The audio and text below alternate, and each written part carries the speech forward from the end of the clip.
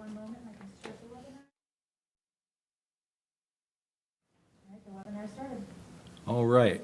So we are back in open session, and we have some consent agenda items, including minutes of the October 20th, 2022 School Board Special Meeting and October 24th, 2022 School Board Meeting and October 24th, 2022 Annual Meeting and Budget Hearing. We have some professional staffing recommendations along with some co-curricular staffing recommendations not necessary for vote. I would look for a motion to approve the consent agenda items as presented. Yes, I move to accept the consent agenda as presented. Thank you, Tom. I'll second. Kate? All those in favor, please signify by saying aye. Aye. Opposed? Motion carries 4-0. On to, do we have any public comment, Angie? To my knowledge, no one has sent any in to either of you, and I can certainly check with the public. Please. Thank you. All right. If you would like to make a public appearance by speaking to the board, please utilize the Q&A portion found at the bottom of your Zoom window. In the Q&A, we would ask that you type your name, address, subject of interest, and whether you have discussed the item prior to the meeting with either a district administrator or President Howery. After submitting the information, I would transfer you over to speak to the board. Okay. And we'll give people a couple of minutes to submit if they wish.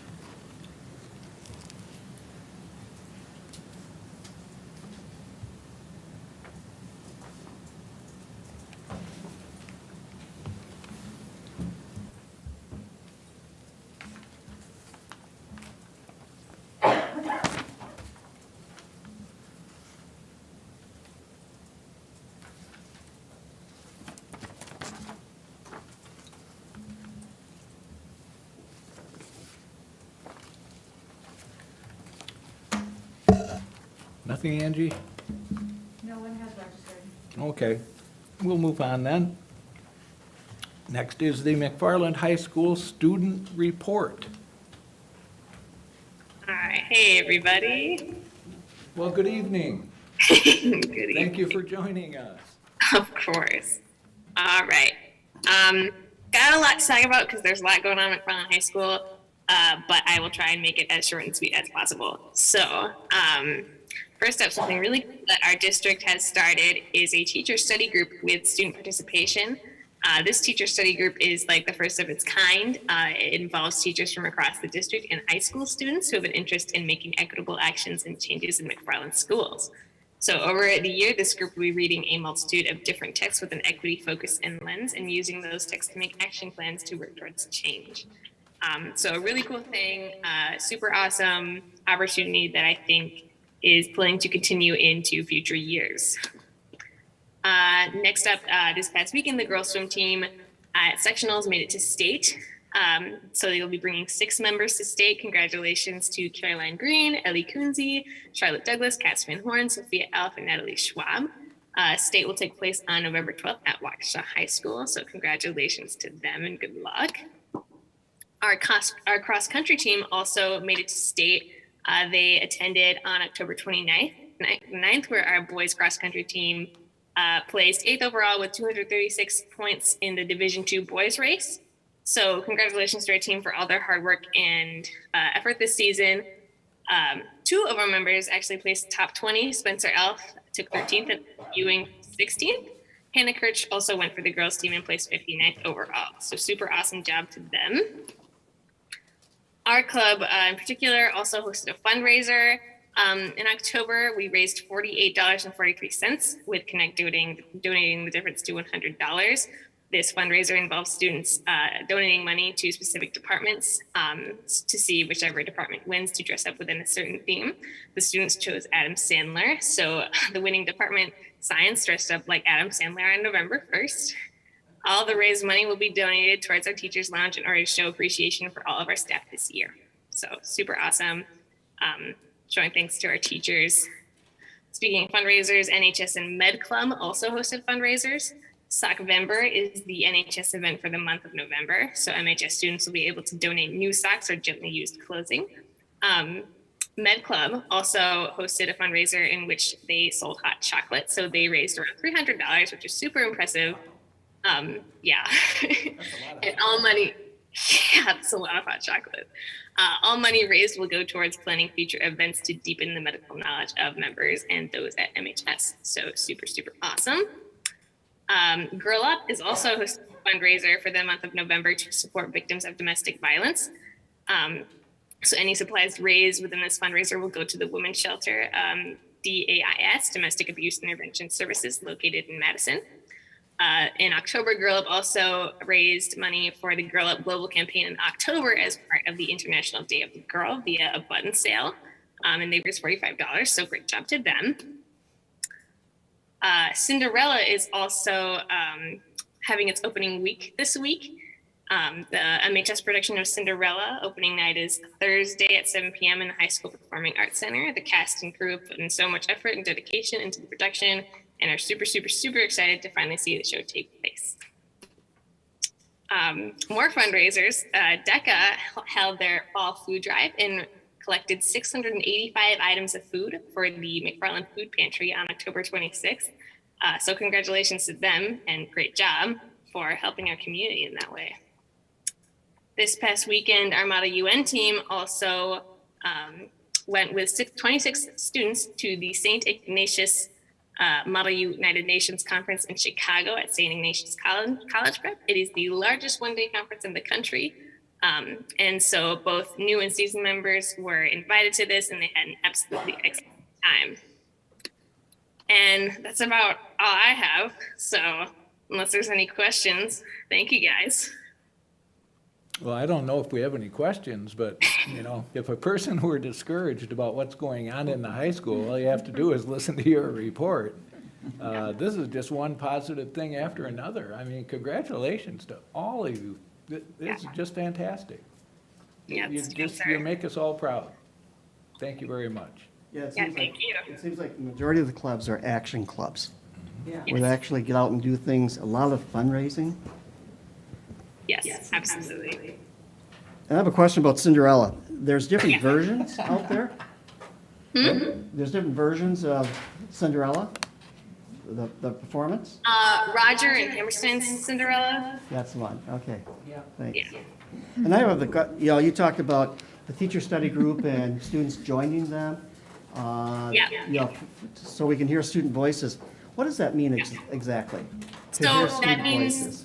that kind of students are kind of given like an equal participation in those groups. So they read the text along with the teachers. They're given like the same discussion questions, asked to do like the same things, excluding like building action plans, because they're more there as like a voice. But so students get like an equal kind of amount of credit for completing this, and like still have to do readings every month. And the first one was October. I don't remember the date, but it was a Tuesday. And just to point out about the way the data is laid out, the colors going diagonally across the page are cohorts of students. So if we're looking at 1 year, they're third graders, the next year they're fourth graders, then they're fifth graders, then they're sixth graders. I always recommend looking at our information that way, because then you're comparing more apples to apples with our information, because you're looking at the same group of students as they move through our system.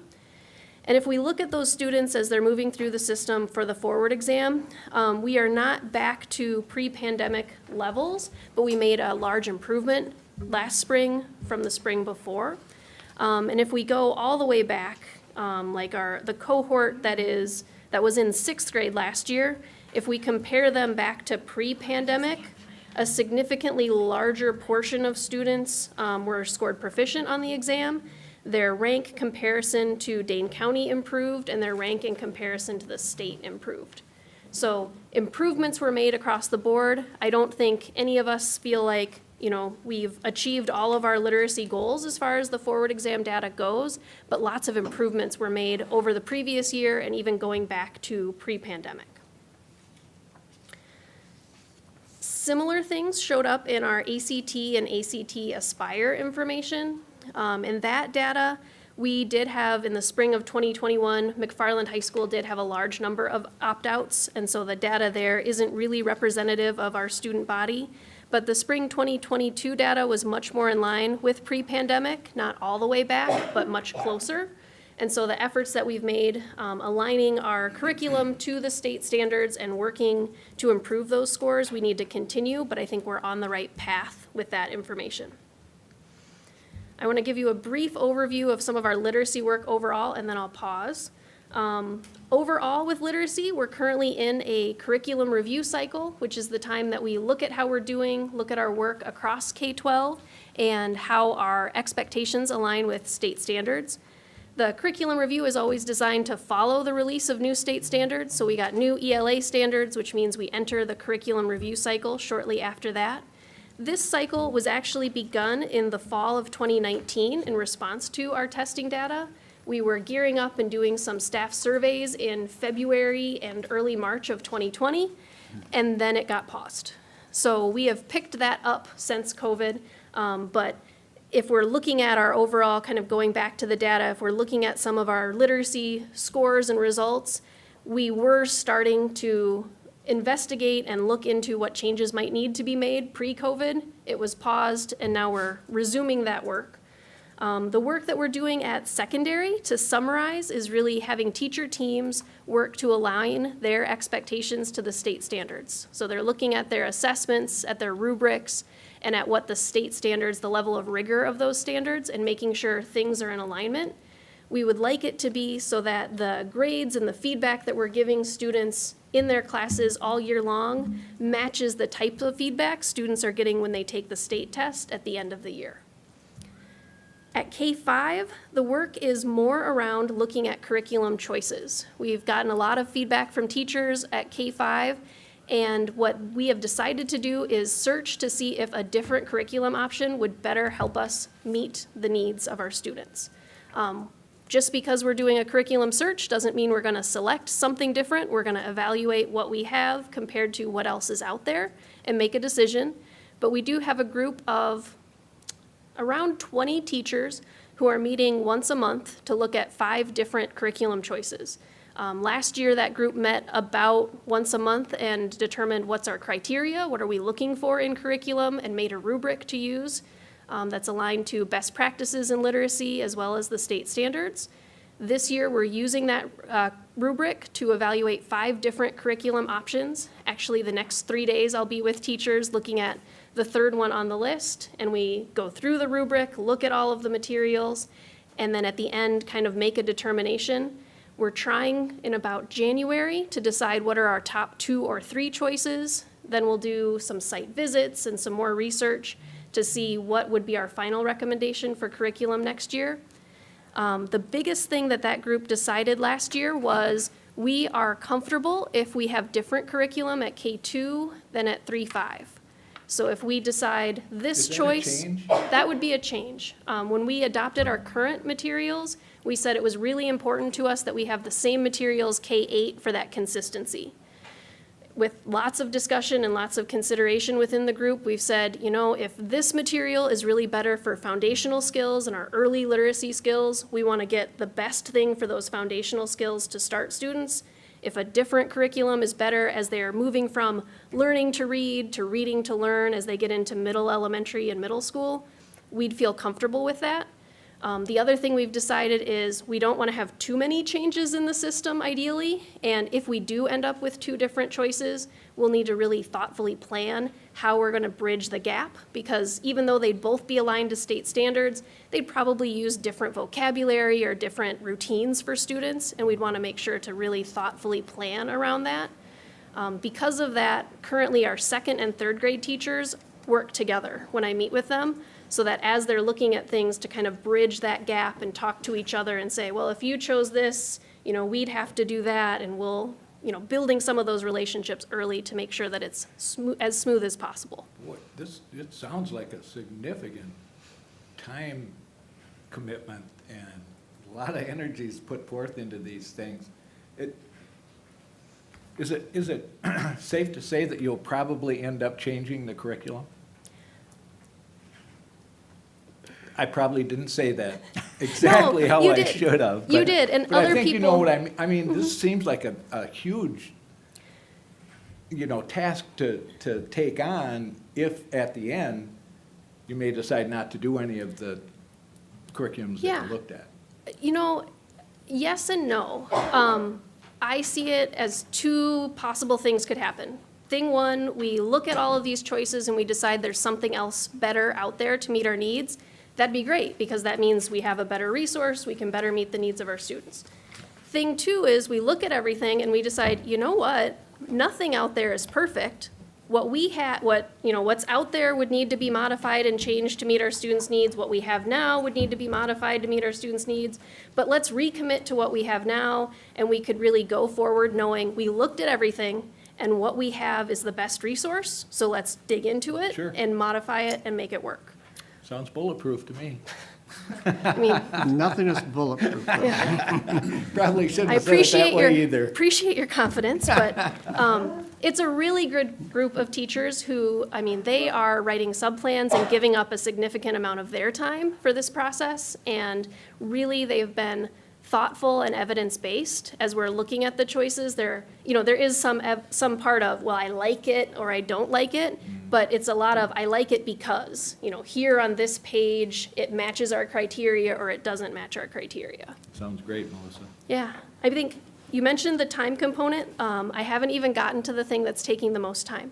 The piece that is taking the most time as far as literacy is concerned is at K2. They have taken on foundational literacy skills training, which is called LETTERS. It's a training that is grounded in the science of reading and giving teachers a universal understanding of how students learn to read with brain-based strategies. That training will be all of this year plus next year. It is taking a significant portion of every professional development day at CEPS. And teachers are putting in time additional to that beyond their workday as well, for which they're being compensated, but it is a significant professional development commitment over 2 years, so that teachers really have a strong foundation. We have a handful of teachers who are working ahead in that, and they were a part of the group that said, this is really good, we need everybody to go through this. And those teachers are so anxious for everyone to catch up to where they're at and start making the changes that they can see need to be changed. We have started making, all of this isn't to say we're doing nothing in the meantime. We're making incremental changes based on the learning and the research that we're doing. But that is a huge commitment at K2 this year and next year. Wow. Sounds like great work. Yeah, I'm glad to hear that you're getting the feedback from the teachers, because I think sometimes you get this, I don't know, I won't call it top-down, but you get this from the university or whatever, and the teacher on the ground is saying, like, this is not gonna work. So I just think it's really important that you get their input. And that has And been feedback. if I've gotten any feedback, can't it go faster or can't we move more quickly with the process? And really, the quickest thing would be for me to make a decision all by myself and just say, here's the decision. And that's not the smartest way to go. It's great to get whatever decision we make again, it will have been this group of 20 educators working Right. together and making a decision they feel good about. Yes. I think it's great to have teacher input, because that's really necessary. I just hope we have the right voices on that group, or at least get input from all the teachers, Yes. where those voices represent other staff. Part of our process when we narrow, we're open to a lot of things happening, but when we get it down to 2 or 3 choices, our plan is to put those choices in the lounge to say anybody who wants to can look at our top 2 or 3 to add feedback. After the monthly meetings, I send an email out to all staff just saying, here's an update of where we're at. If you have questions, talk to me, talk to the reps. We're trying to make it inclusive of a lot of voices. When are you hoping the decision will be made? By spring break at the latest, because if we do pick something else, we'll need that last half of the year or last quarter of the year to plan for implementation and order materials and have them on the ground. During the implementation, do you run the 2 in parallel until you get the second one, fully loaded and training done? We did that with math. We had early implementers who started the new program a year early and we could learn from them. The feedback so far from the teachers in the group has been, if we find something better, we all want to change at once, which will present, it's great, it'll present other problems, but I would anticipate if we do select something else, that all of the teachers will go at once in the fall. Anything else? Can I just Go ahead, Tom. provide some information? As we talk about student performance, you know, I think most of us are familiar with all the school districts are compared by the school report card. And I have a deep concern about our school report card from McFarland, especially when I take a look at the Wanakees out there and other school districts. Yeah, I just want to share with other board members, just to make them aware where we are as a district compared to the other 17 to 20 school districts. And again, a ranking of 1 means, you know, you are top notch. Historically speaking, McFarland has consistently ranked in the top 3 or 4. Yes. Okay? Let me just go through here for each grade. 8.1 for 3rd grade, 4th grade. This is over the span of years. And I know it's not the cohort group, but it's just another snapshot. 4th grade, 6.8, 5th grade, 5.5, 6th grade, 6.3, 7th grade, 8.0, 8th grade, 8.8. That is a far distance from what our district has been built upon, what our reputation Is that is on. in numbers in total, all the different, It's a ranking. the reading, It's a ranking by So- grade level over 6 years. So I Oh, think okay. a couple things. So you mentioned school report card, but then I think you started talking about our forward exam rank in Dane County. It is, yes, that is. Okay, so the school report card's a different measure. Yes, But and then I- you were looking at our forward exam results in Dane County and looking at the last 6 years Yep. of forward exam ranks in Dane County and averaging those 6 over time. Exactly. When it comes to the school report card, again, historically speaking, we've exceeded or significantly exceeded state expectations. And I think right now, 3 of the campuses are exceeding expectations. Next week, the newest school report cards Okay. will come out. The ones that are currently publicly available, as a district, we exceed expectations. And then Wabisa and the high school exceeded expectations the last time through, and the middle school met expectations. CEPS is rated on alternate accountability because they don't have any tested grades. But how are they ranked, though, or how are they? Rank, How do they come up with a state definition of how they're performing? for CEPS, Yes. it's a district-led school improvement planning process. So each year, Greg gets to write goals in the areas of math, literacy, and on track for college and career readiness, which typically at CEPS means attendance rates, and then sets SMART goals in each of those areas, collects data, and then reports back on how we do. Again, if I take a look at the pacing of all this over 6 years, even taking a look at the cohort groups, they're certainly not meeting the expectations fast enough, so I understand where staff is coming from, but to me, it's still unacceptable. When we as a district in McFarland, we know our demographics, we know the quality of teaching staff that we have, I only can presume it's a curriculum issue. So I'm glad to hear that we're taking a look at different language arts, reading language arts curriculum, but I think something has to be done now. I don't think we can wait till we implement something and see how it goes. I think we can take a look at the past and see what's been done in the past to see how we can boost support for kids right now, especially the struggling readers, simply by providing some additional support. Are you going to hire additional staff? No. I think we have to take a look at existing staff, reallocate some responsibilities, even if it's just for 15 or 30 minutes a day or every other day or per week. We have to start making better connections with some of our kids when it comes to reading. Yeah. And there is a plan out there, you know, if everyone cares to listen to it.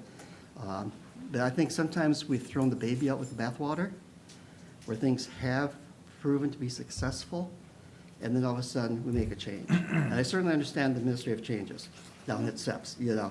But to me, that's still no excuse. You know, when you take a look at other school districts, they too had barriers to overcome, especially during the pandemic. So that's where I'm coming from.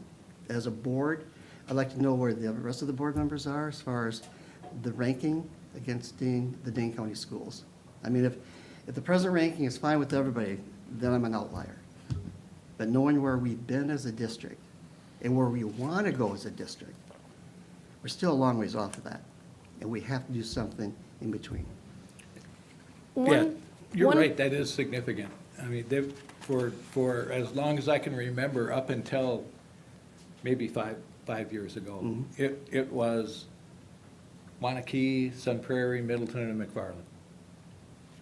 Those four in some kind of order throughout, and I guess, I would, if we've fallen woefully behind that, I would be disappointed and would, look for a potential resolution of some sort, I guess. And this isn't the first time where this has happened with reading in ELA.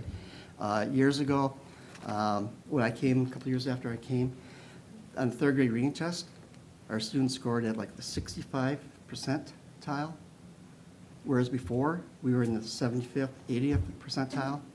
So as a district, we created a 5-year plan, and a lot of PD, a lot of time, some resources put into it, and we just turned that whole thing around, where we scored most, I would say 85, 90 proficient and advanced. Was that pre-2013? Yes, it was pre-2013. Okay, Yep. so they've renormed the assessment scores to align with the NAEP national standards since then. And so, just so people are aware that 85, 90 would be well beyond what even the top schools in the county are getting now with renorming the assessments. But the Wanakees and some of the others are still ranked very high, but we have fallen drastically. Can I ask for some clarity on this graph forward exam Yep. ACT rank in Dane County? Mhm. So it looks like there's roughly 17 to 20 schools. So if I look at in 2015-16, the third graders in ELA were Yep. testing number 1. Yes. Correct? Correct. And then we look at how they've kind of fallen through the years. So by 2020, 21, they were 9th. Is that correct? Yes. So it's the same class, and they went from, I mean, I realize it's different years, but it's the same roughly group of kids Yep. that went from 1 to 9. So, I mean, if you look at this, I do understand what Tom's saying. There is, you see a slide. So they start out sometimes very high. And then what do you think the cause has been, in your opinion, for the slide with most of these cohorts? With that cohort, what I would look at is that 9 is in the year right after COVID with the low test participation. So I would wonder if that is an accurate representation of the entire group, or if that was kind of an off year. Those students last year were freshmen, and so they would have taken the ACT Aspire assessment. Yeah, they rebounded. So what I'm gonna look at I'm gonna look at that same group of students and a different data point, which is what % of them were proficient on the exam. So when they were third graders, 65% of them were proficient, and that ended up being first in the county. The next year, 64% of them were proficient, so that's less, but dropping 1% ended up making us go from first in the county to fourth in the county. So there must have been a really tight grouping of students, or other students improved and we dropped by 1. The next year when they were in 5th grade, now 69% of them are proficient. So the number of students in that group, more of them were proficient, but when we look at their rank in the county, it's second.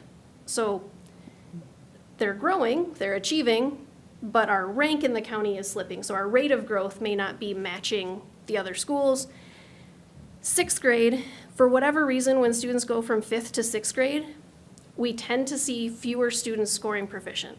And we've looked into that at the middle school, and there are a number of things the middle school has done whenever we've seen a dip at the middle school.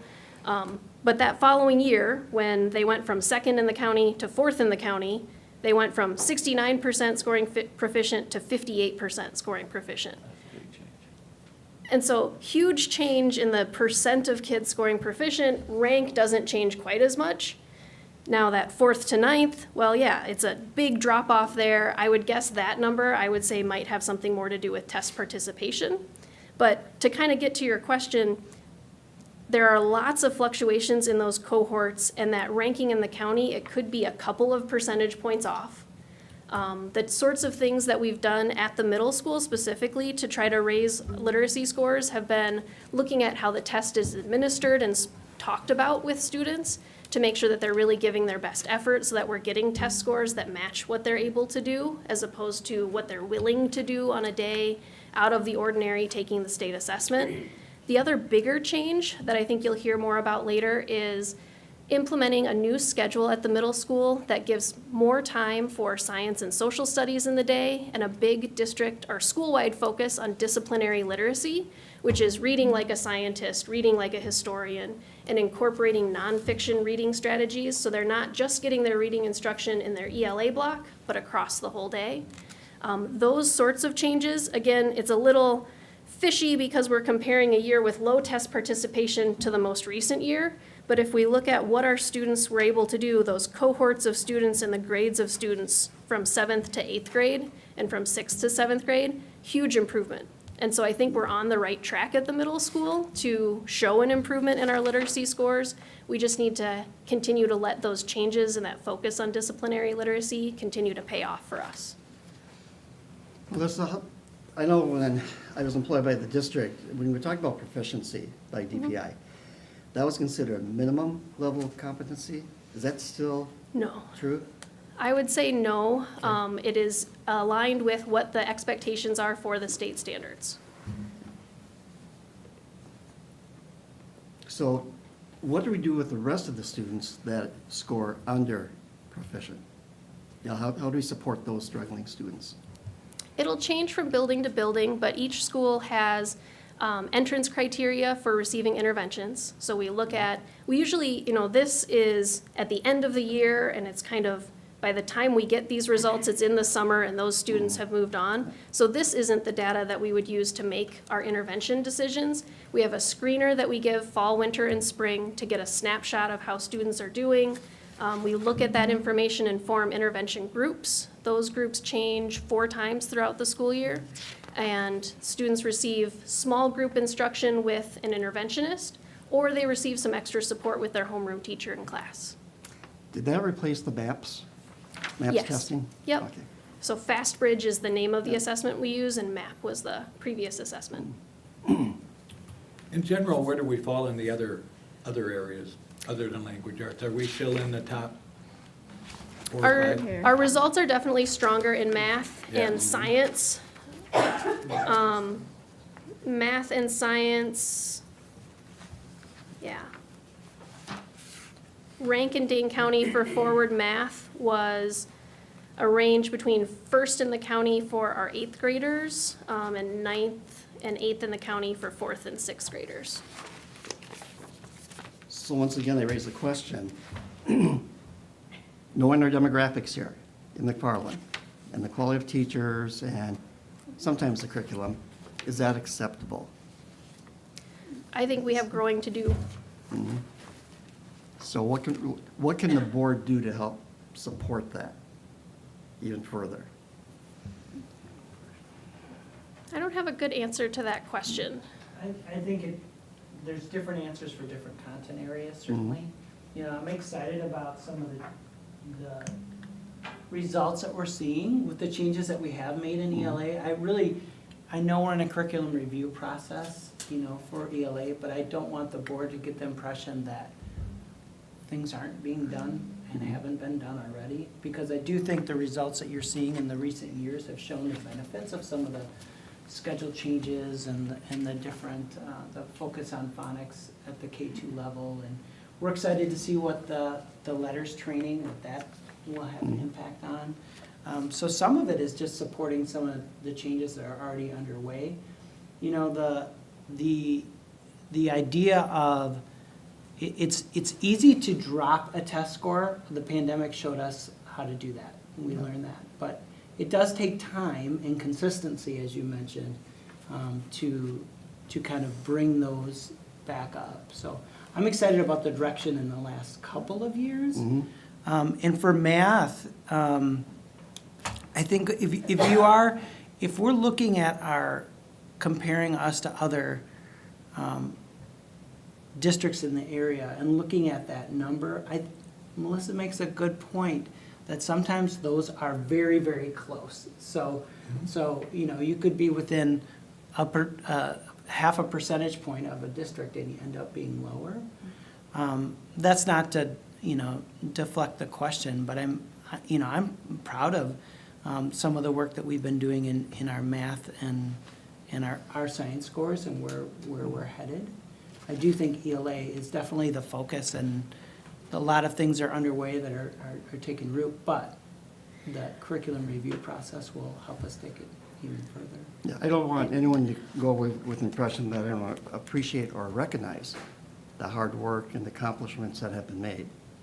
But as a board member, I'm just asking my board member colleagues, if what we're seeing is acceptable, can we do better? And I guess, I appreciate hearing from you, Melissa, but I guess I'd like to hear it from the reading specialist or probably the teachers that do the remediation. Mm-hmm. Hear directly from them, because they're closest to the kids, they're closest to the curriculum. I'd like to, just get an impression from their perspective. Are we missing something? Is there something more we can do or we should do? Yeah, that is But I don't know something. how the others feel about that. What is tricky, and I was reflecting on reading reports of the past, and what is tricky is when those were co-presented with the reading specialists, every minute that they spend planning for a presentation with me is a minute that they're not helping kids and teachers with reading scores. And so it's a balance of prioritizing their time and efforts to make sure that they're able to focus on doing the work as opposed to preparing the presentation. And so that's why they aren't with me tonight, the two reading coordinators specifically. And I certainly appreciate it. I mean, if it's one thing I'm keenly interested in doing is preserving teacher time. Because having teachers before kids is our priority. But I wouldn't expect them to plan anything. I just like to engage in a conversation with them. They just come in and sit down, we talk about what's working, what's not working. Do you have suggestions on what we can do better? I'd like to know, these kids who are a little bit younger, so for example, in ELA, the 2018-2019 group that was 14th and 3rd grade ranked for Dane County. What are we doing for these groups that really kind of had a stunted 2 years of learning? They were young, right? What are we doing to kind of help them get back to some of these similar numbers that we saw with the previous years? Because I think that there's more focus that needs to be applied to those kids that had online learning for 2 years in a pivotal part of reading and writing. Yeah, our Wabisa teachers have had to adjust, what they're noticing students are coming in with. But one of their goals is to maintain that the expectations that they have is still aligned to the grade level standards. So not letting them go through the whole year without making up some of those places where they might be a little bit behind where students previously were. There are students still receiving intervention at Wabisa, and teachers are, one of the projects that they're looking into that Kelly might speak more of, or maybe since I'm jumping the gun, is that they are working on looking at their intervention block where teachers have time with students and saying, how can we use this little block of time that we have each day more effectively? So are we using it for independent reading time, or are we using it for pulling small groups to give them additional instruction one-on-one? Are we using it for additional minutes on Dreambox, which is a math program, to have students improve there? And if our data is showing us that our math scores are a little bit better than our reading scores, could we be soaking up more of that time for additional reading instruction instead? So they are looking into that block of time where the 10% of our students are pulled out to work one-on-one with an interventionist. The 90% that are still in class with their teacher, what sort of help are they getting to make sure that they're able to improve and meet their needs, after 2 years of online learning? Okay. So do we have any kids that are being underserved that, you know, and we talk about tier 1, tier 2, tier 3, I'm familiar with that. But do we have students that are just sort of the gray area kids, where they are just sort of sliding by, where we should really be providing them some additional support? So my question is, do we have underserved kids? That's one of the questions that our coaching around CLR, our curricula, our culturally and linguistically responsive teaching and learning, really focuses on, because no matter which school you go to, and even a high-performing school, there would always be students who are just below a cutoff, or students who are being underserved by a system.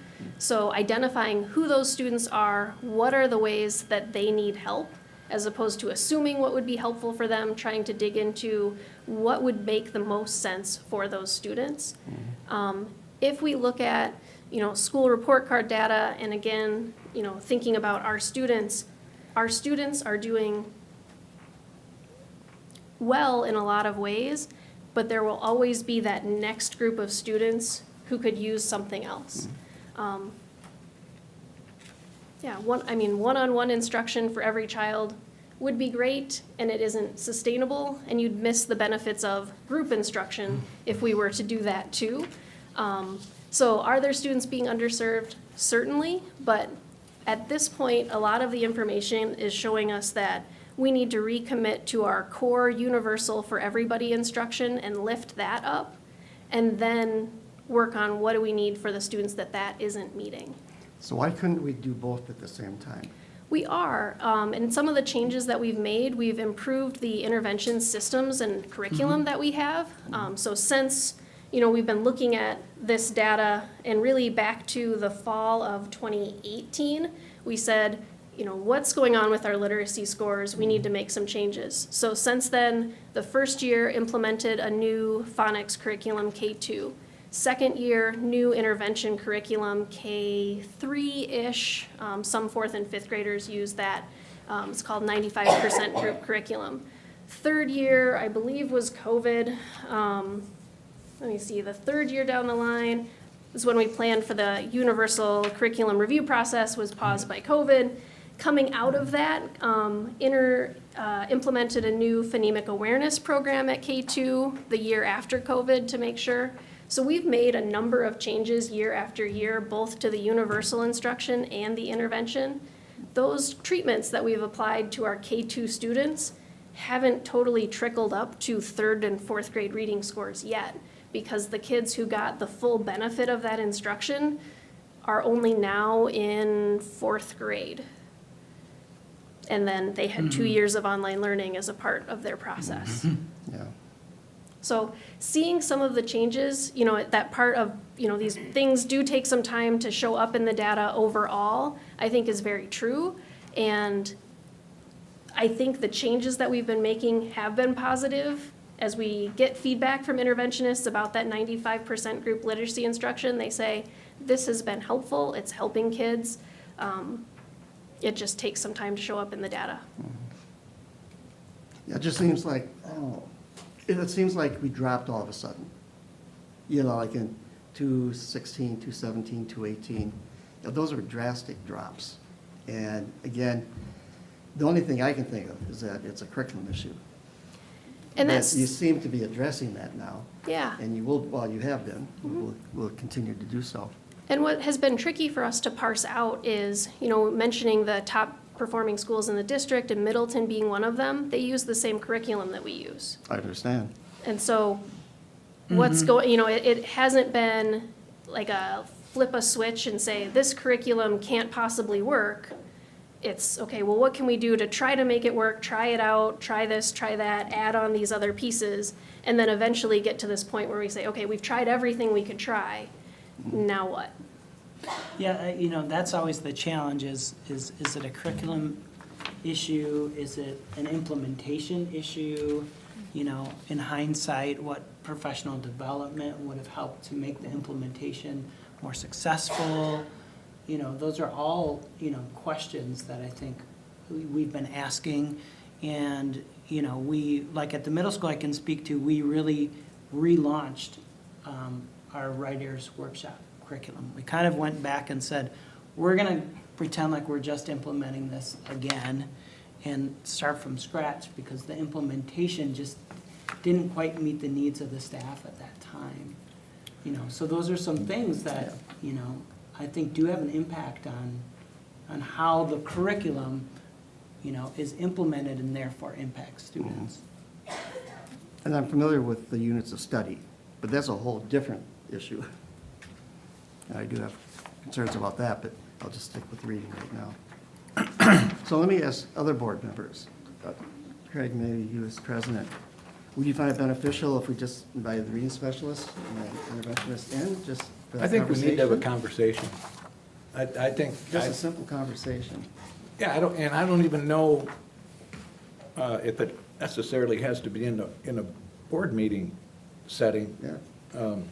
You know, we could do a little workshop or something, just to kind of get a feel for, you know, the one thing that is always a variable when you're comparing some of these test scores with other school districts is we're not in those districts. We don't know how those tests are implemented. We don't know how they go about getting the scores that they get completely.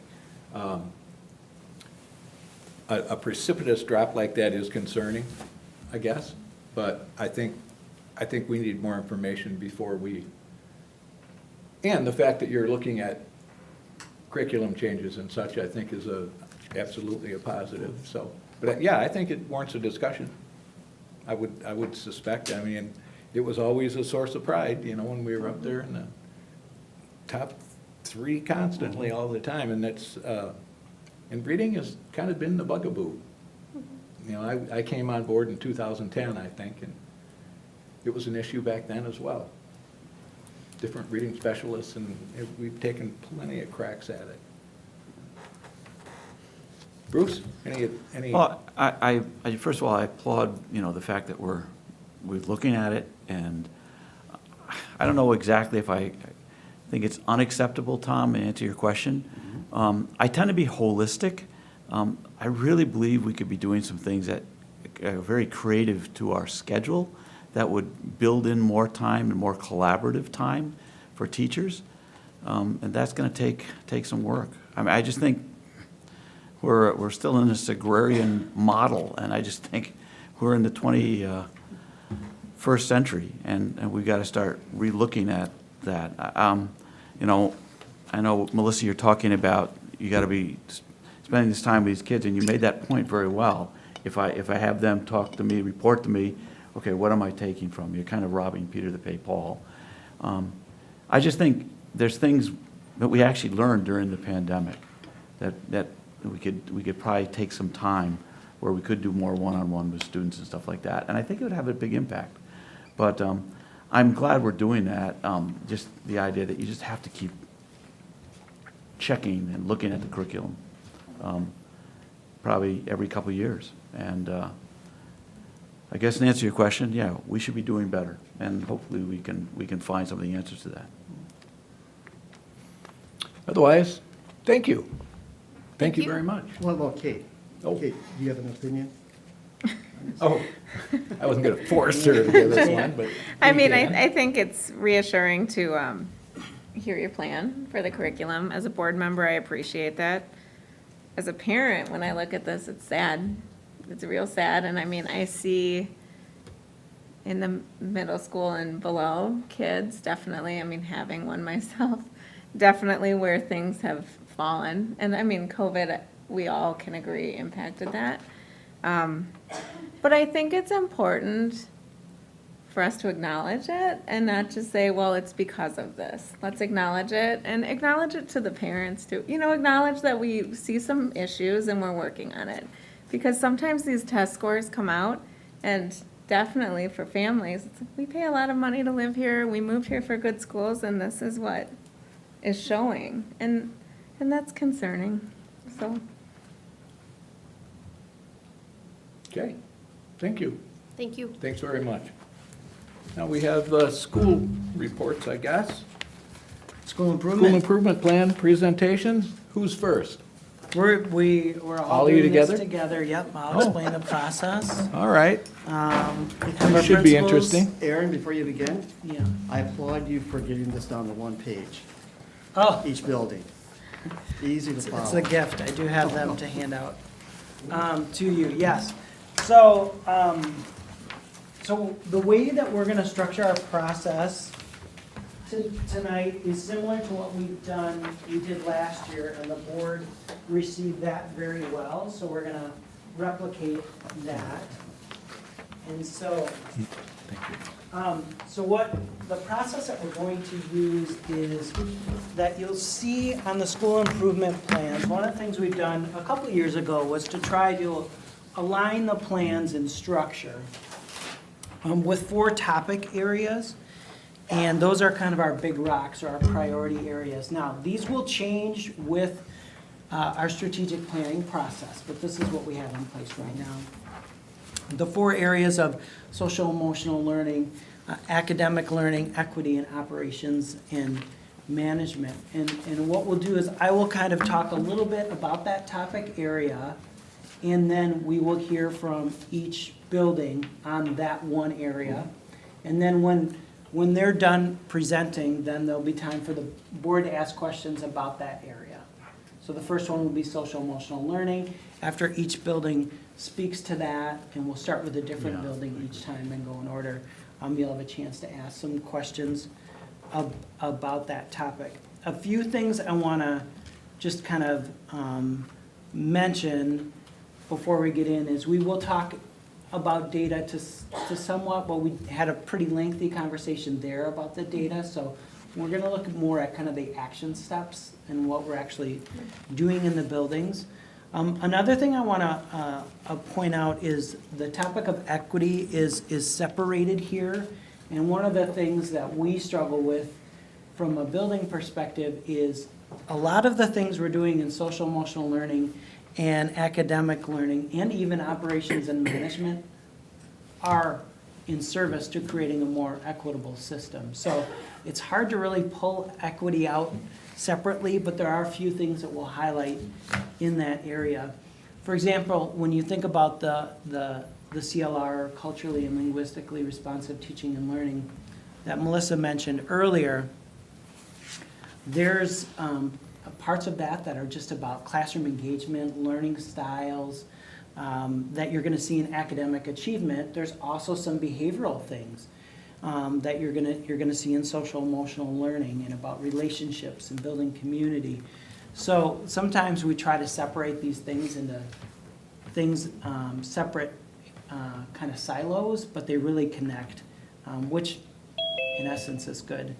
One thing I did want to mention about culturally and linguistically responsive teaching and learning specifically is, this is the first time I think there were the district, well, in recent years, where the district has had a professional development process that's really thought out for the long term, with first adopters taking steps, pilot in the sense where we, with that work, which cuts across all these areas, we had a group of voluntary staff, including administrative teams, that were part of a book study.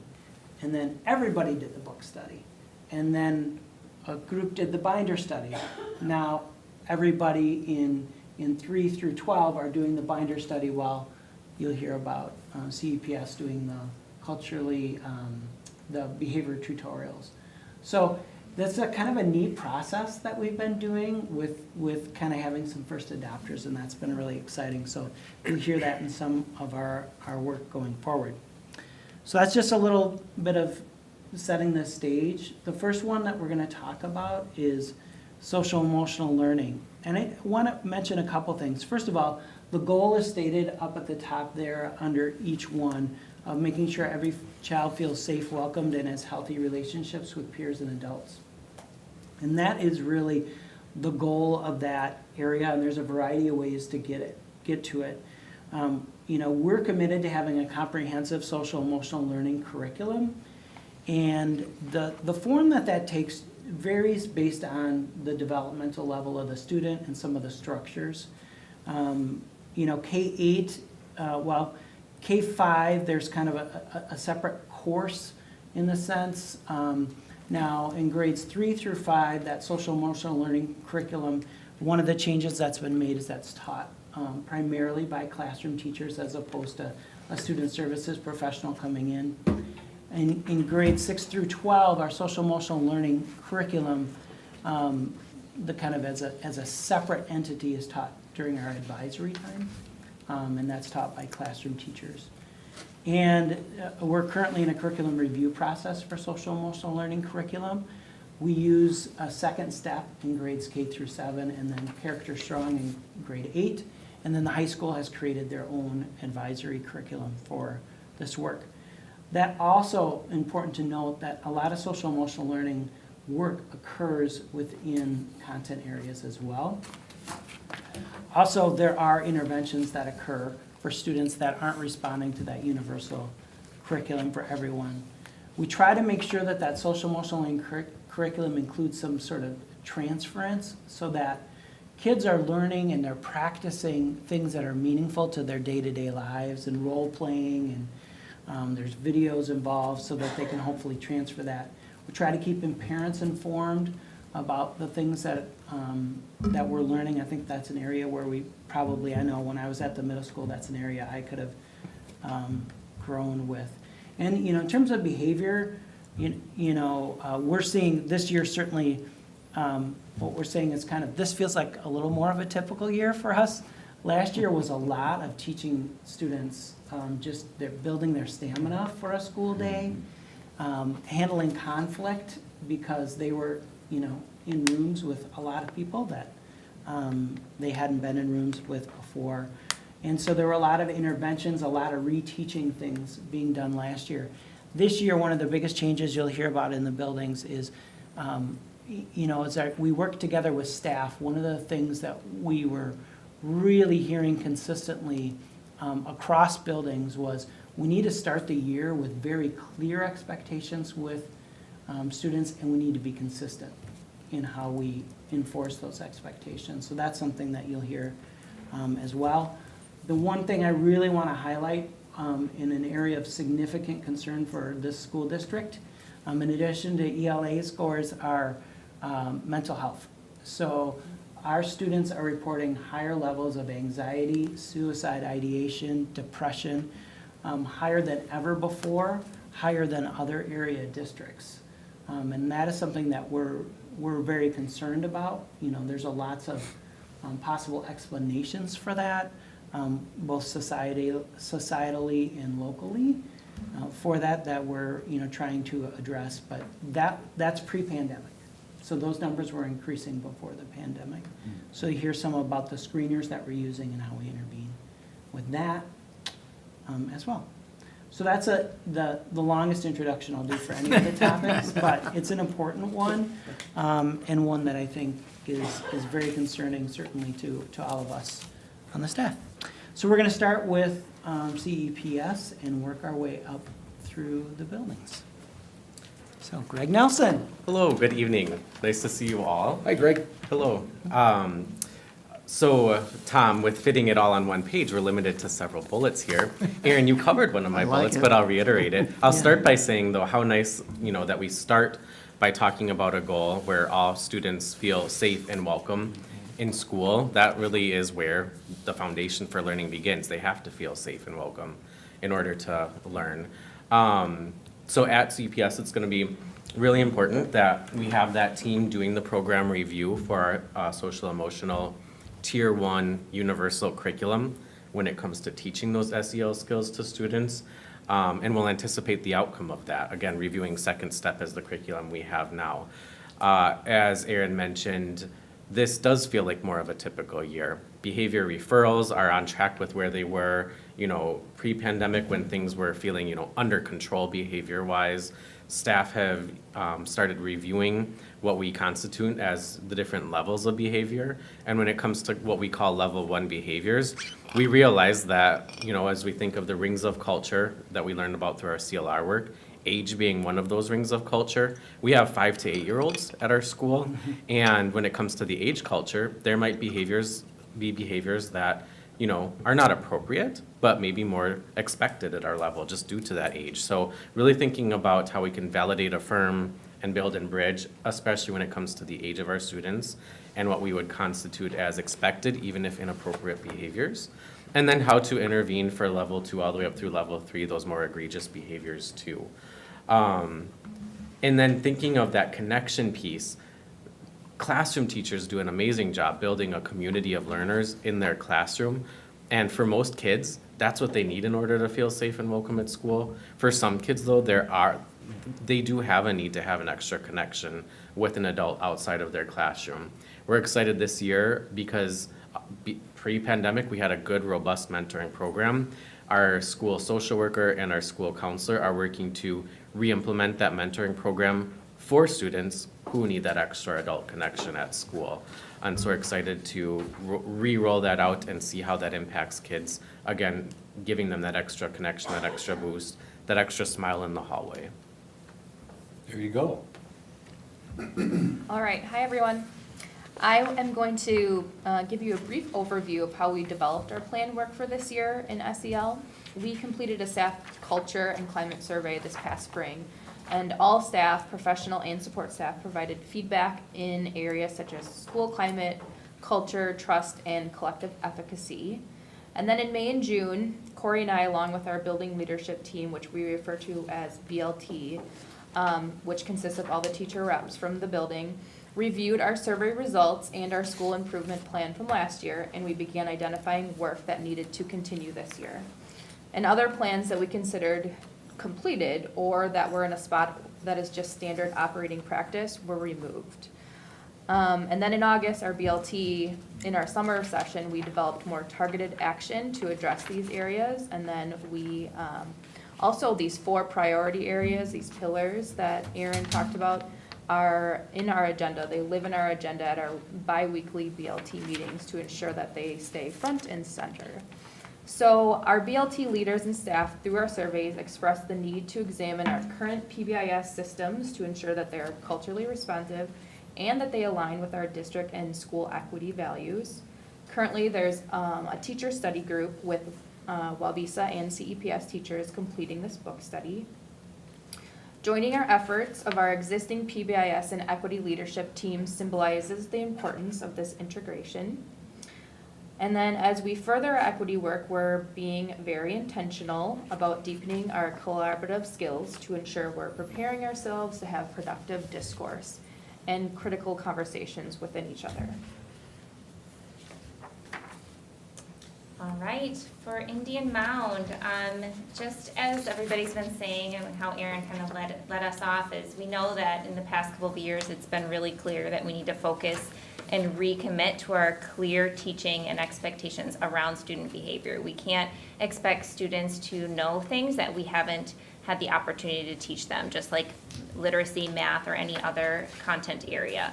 So we have to teach student behavior and social emotional well-being. We want to provide as many opportunities for students to feel connected and really have that sense of belonging at school and increase their authentic relationships to the school and each other. So here are some of the things that we're doing. As Aaron mentioned, we have our universal implementation of our social emotional curriculum, and this happens each week during the advisory time, which we call our time. PBIS is our kind of way of looking at our positive behaviors and our interventions for students who, for all students, and then providing extra supports for students who need it. This also includes positive reinforcements and our recognitions, such as our Student of the Month ceremonies, and we have scratch-off cards and other things that we do for recognition. And also our restorative practices. So at the middle school, we are really strong in not only teaching the expectations, but reminding students that everybody makes mistakes, and especially as middle schoolers, we take those mistakes and turn them into opportunities to repair harm.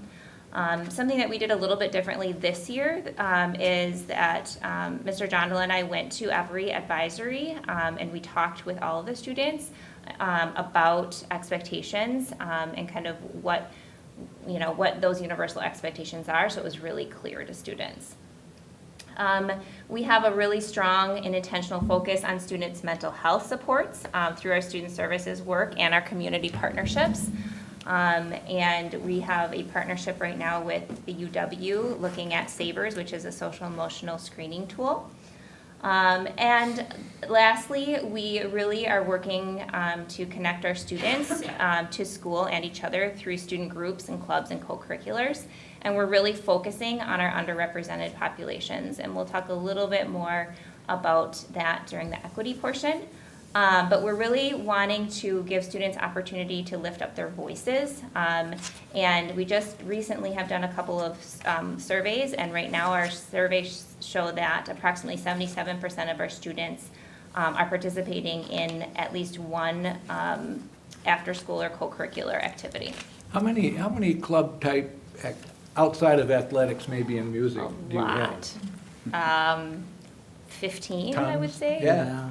That's Yeah, fantastic. there's a lot. And we're just starting up another, we just started speed cubing and a dance club, and, I mean, there's lots. And 80% of your kids are participating in at least one. That's fantastic. So Jamie, how do we accommodate for kids that use bus transportation after school? Do we have an alternate for them so they can stay? That's a great question. I asked that same question when I came here because I didn't realize there wasn't like late buses. There really, there hasn't been an issue with it. If there was an issue and we needed students needed rides or they needed transportation, we would problem solve and make sure that any student had the opportunity to come and get rides home. Okay, thanks. Good evening. I think it's important that before I get into the high school part of it, to let you know that we have a different system in creating a school improvement plan this year than we have used in the past. You've been reading the recap, and we have our SPEAR teams put together, our teacher collaboration groups. And these goals in our school improvement plan came from each of those teams, and they sat down and they've created where they want to go with their groups this year. And they presented those goals to the building leadership team, our BLT. And the BLT did some tweaking and kind of categorizing some things. So really the school improvement plan comes really from our staff. And so they prioritize some of the items they want to accomplish. You'll hear here tonight. The other thing I'll say is I feel like it's a lot of it is review and restart for us as we look at what we've been doing and maybe doing some relaunching of some things as well. So the social emotional learning piece becomes really from our student culture team. And what they decided to do is focus on reviewing and revising our instructional strategies from the CLR binder study. So it's use what we're using in the PD days and bring it to life, bring it to our classrooms. Using our mental health surveys and screeners through student services to really create advisory lessons with SEL focus. And they sat down this summer and created videos and lesson planning to make sure that on a weekly basis, on Mondays, we have those lessons and they're targeted. The other thing we have going for us is we have our Hope Squad. Our Hope Squad is a bunch of our student leaders who are helping their peers with mental health issues. Now, they're not counselors, but they're there to support and be there. And one of the best things I think we received in our PD in August was our Hope Squad presented to our staff and gave a list of 10 things they think staff should do to make students' anxiety go down. It was really well received and probably the best 20 minutes we had of PD. And then the student culture team is really making sure that we're intentional with school-wide messages and celebrations. The example I'll give you is we just rolled out that every student this year will get at least one positive postcard sent from a staff member. Addresses are here in the teacher workroom, and everybody's going to go through and find an address and send something positive when they see something a student do it. And everyone's going to get one at some point during the school year. Students want the talent show back. Talent show's coming back, so it'll be before Christmas or in the PAC, so they're fired up about that actually. And then we've dabbled with doing some things to celebrate, like make the hallways more inviting with music in the hallways and that type of stuff. So just even those celebrations of just having fun in our building again is very important to us. So that's the social emotional learning presentations from the buildings. What questions does the board have for the principals? I do. Just a. Yeah, it's a segue. A couple things. A comment, I love the term spear for the high school. That is so catchy, so. Great. Greg, you talked about some type of discourse. Did you say that? That was me. Huh? That was me. Oh, that was you. Kelly. Can you describe what that is?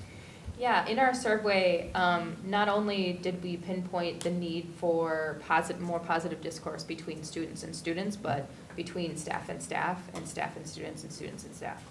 So that's what that work is gonna be. That's where it's driven from. Okay.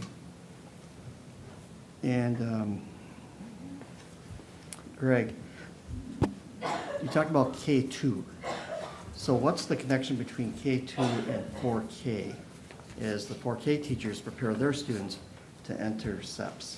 Is there a communication link at all, so they have an idea how to better prepare their students? Are you speaking in general or specific to SEL? Specifically to SEL. Sure. They use our PBIS language of safe, kind, and Okay. responsible with their students, which is the same language we use and teach our students at CEPS. Is there a 4K curriculum for second step? They You know? use second step. They use second step. okay. Yep. So the Great question. continuity is there. Yep. Yeah, good, thanks. Yeah. Thanks for asking. And Jamie, I was just gonna ask you, but I think you said you're gonna cover it with the equity. I was wondering how that was going, with the idea of focusing on underrepresented populations. But you can cover that later, so I'll wait. In my travels around the different buildings in the last, I don't know, I suppose 6 months or so, it seemed like the common theme was student behavior became a real issue last year. You know, as opposed to maybe even years before, pandemic related, don't know. In terms of that, are we seeing an improvement this year in the number of referrals and just student behavior in general? Is it improved from last year? I don't think I can't sit here to say that. I think we have some different behaviors. The example I'll give you is when I hired staff and walked through the building, I always say, we never have fights here. We had 1 fight or 2 fights in my 7 years here. We've had more fights this year than we have, and I don't know why. Through tenths, whatever it is, I think we're still teaching behaviors for high school students. So I think we're still working through that. And I think being short administered didn't help us either, so. Yeah. I think at the middle school, I don't have the exact data in front of me, but. I'm just looking for your feel. Yeah, but the feel of the staff, the feedback that I'm getting from staff is that it feels different. The students are able to interact with one another, able to problem solve a little bit better, and I think it's just they have another post-pandemic year under their belt, and we're all last year everywhere, not just here, spent a lot of time reteaching behaviors, and we're continuing that. Okay, that's great. Yeah, I think last year we saw a lot of situations with conflict with peers, just not knowing how to be in a space and share the space and learn in the space, and we aren't seeing that this year. We also came back last year really excited to like get back to normal. Sure. You know, and we weren't, I don't know if, not expecting that as much, but have learned and then have prepared for this year. In general, to answer your question, yes. The behaviors that teachers were working on near coming out of the pandemic were, again, because the age of our kids, some of them born in the pandemic, they just didn't have the social skills, the participation skills, the concept of being in a group, of being in a group of people in a structured environment. So that's what teachers had to really emphasize coming out of the pandemic at K through 2. We had, 5-year-olds in kindergarten who maybe had the experience of a 2-year-old as far as being in a group. Sure. So to say that teachers don't have to work on those skills, that's also not true. They continue to, but to the level of the previous 2 years, no. As far as behavior itself at CEPS, we're in a good year overall. There's years where I think we're kind of back to that ebb and flow of some years are gonna be heavier, some years are gonna be lighter. Even in a good year like this year, there's classes that are heavier some years. So in general, we're kind of at that normal phase of where I'd say behavior in general is good. Sure. And I think the need for mental health resources ties directly into student behavior, I would imagine. So, hang in there until, send the cavalry in at some time, we would hope. I'm glad to hear that you're kind of you're building your mentor program, Great. which I think is something I'd like to see more of. Good, thank you. So, anyway. Greg, as you rebuild that mentor program, are you looking for community members also, or just school employees?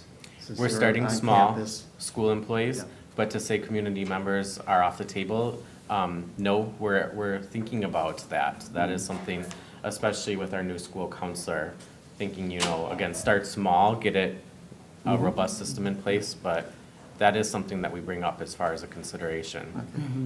Good. Because I'm sure, like there's people out there in the community who would be happy to do it and great at it. Yep. Anything else? All right, academic learning. So that's about students knowing where they are in their learning and what they need to do next. We talked at length about some of the results that we've seen on standardized assessments, but keep in mind that the majority of assessments that students take are provided by our outstanding educators, so on a daily basis. So we're also using that. One of the things I think our district has a growth area is in terms of using data to guide their instruction. Part of that is that takes time. It takes time for teachers to be able to really look at assessment data, to collaborate with one another on the data and decide what to do next about it. And you'll hear a lot in the presentations. You'll hear about CLR, you'll hear about our multi-level systems of support that are designed to be equitable, and of course some of our instructional issues that you've been hearing about in relation to the curriculum review. But I do think that we've come a long way. One of the things I'm most excited about with our academic learning is our willingness to take time to really look at the data often in a building leadership team, and then share the results with our building councils and all of our staff. One of the things that this district has had a bit of a tenuous relationship with data, and it kind of gets to how we got to where we are in some ways before. At times we've been very open about we're not here to create test takers, but then also at other times we've analyzed every item on a standardized assessment. So we sort of have a pendulum in this district. So one of the things that I'm really excited about, and we're really excited about, is having a data review cycle and a protocol that we're using at all buildings to look at our standardized assessment data, our discipline data, our attendance data, where we're breaking it down by subgroups to identify, are there students who are disproportionately underserved in our areas, and in this case in academic learning. So that's something that started last year systematically, and we're expanding it this year as well. So we do it as an administrative team, and then we send it off to buildings do it at their level.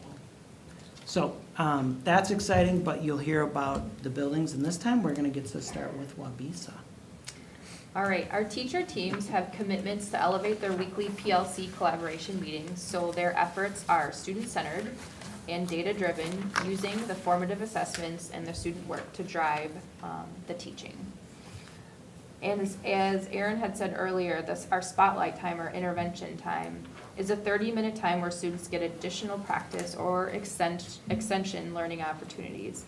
This year, we're re-examining the structure and developing guidelines to ensure consistency, that we're maximizing student learning opportunities with those minutes. And then as we've moved away from the pandemic era, We're examining and revisiting our ELOs to ensure that they represent what we're teaching and expect students to learn and be able to do. This year, we're making revisions throughout the year, so it's more in-the-moment work instead of a larger, overwhelming task.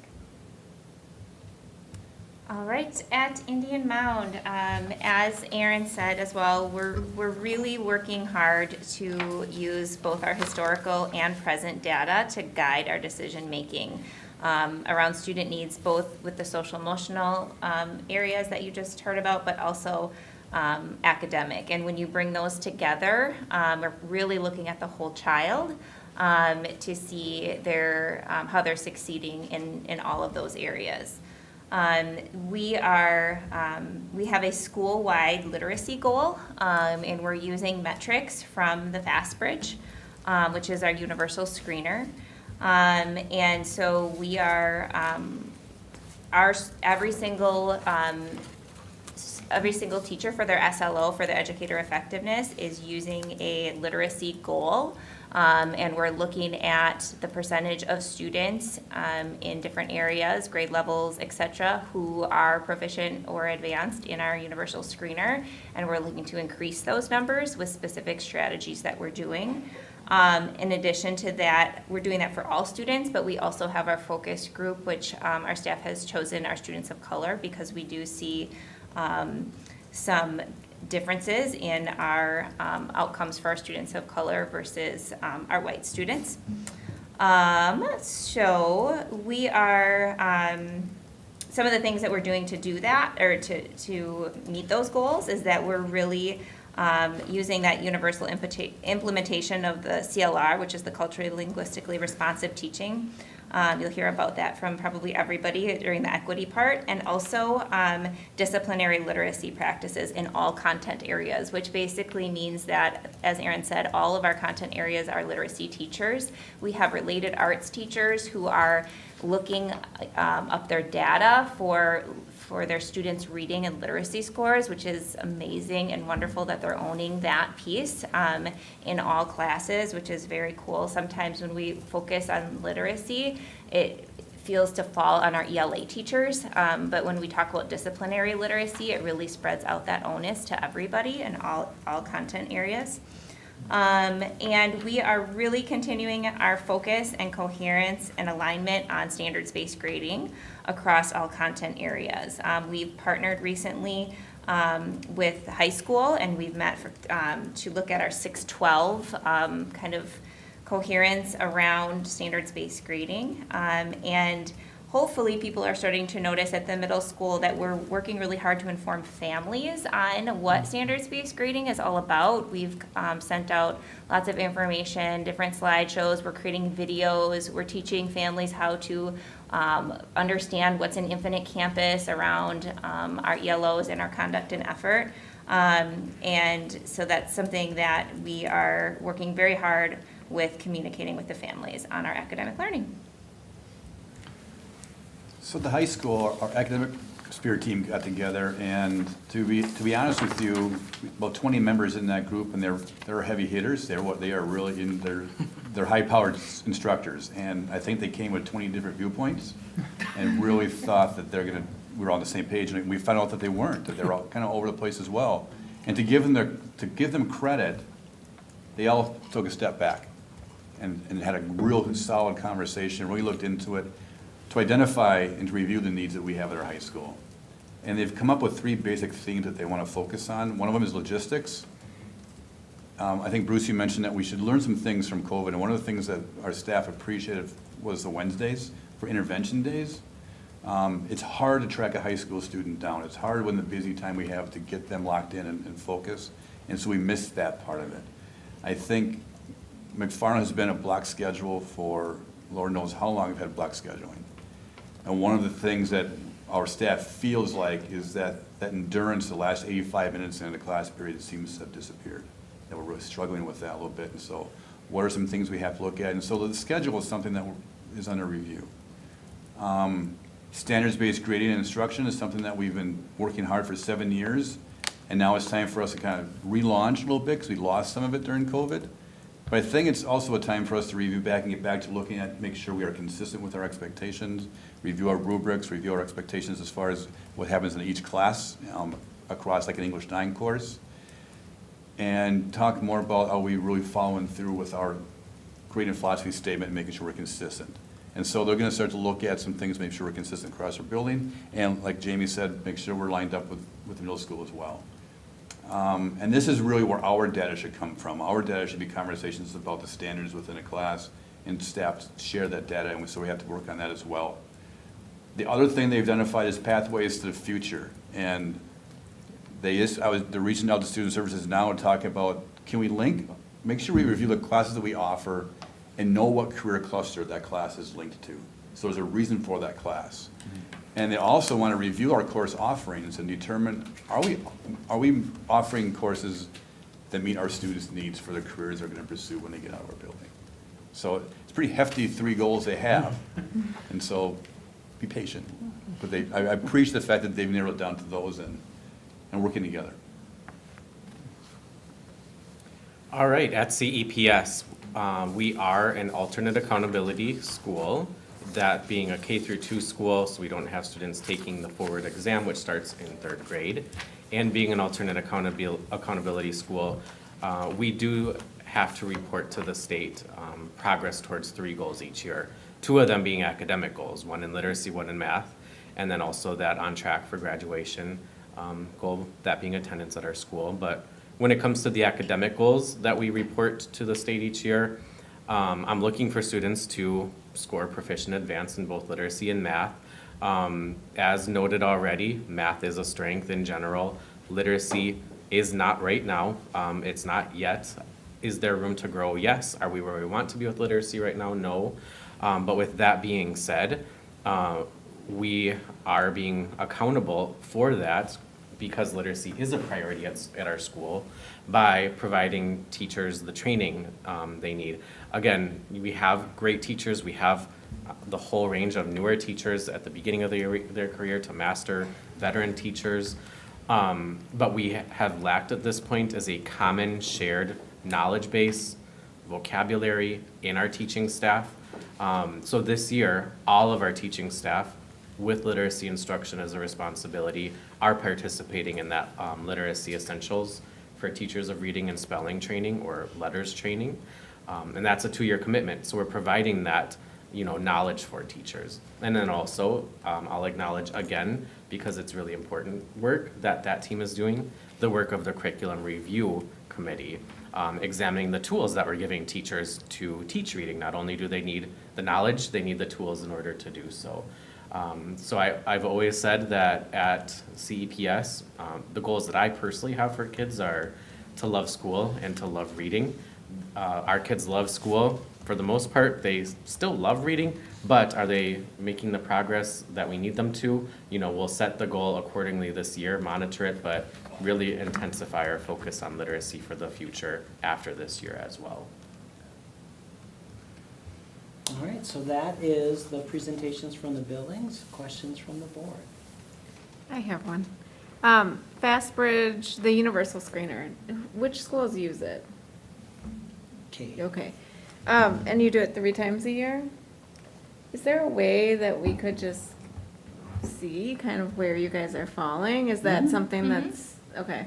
I think that would be helpful just for us to see kind of where the schools are falling, at the beginning of the year versus the end of the year. I think it's great. It'd just be nice to see. And then standards-based grading, I'm very happy to see that we're collaborating between the schools and maybe getting a little better about across the board in the different classes. So, good job. Consistency has been the issue since kind of day one on standards-based grading. Yeah. That's the complaint, is that things aren't necessarily taught the same way. And those have been addressed for years. 7 years it has been now. I have a question for Jamie. Jamie, do you use standard-based grading? Yes. At the middle school? Yep. We know the challenges that the high school had. Because we've had in the district quite a while now, are you encountering many challenges with parents specifically? So we've had a year-by-year rollout, so Yes. this year, is the first year all 3 grade levels are doing standards-based grading. To be honest with you, every conversation that I've had with a parent about standards-based grading, once you explain and help them understand what it means and how it's used, people are on board with it. So that's why I'm having,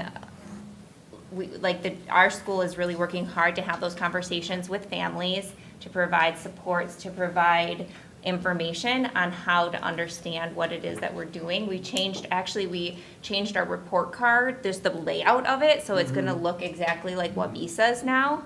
And so it's that just consistency that you're gonna see, and families are gonna hopefully see even, through 3rd grade all the way up through 12th grade, some more consistency. But to answer your question, it's gone pretty smoothly. There's a lot more work to do to make sure that we're aligned, and we're continuing to learn and grow with it, but it's going well.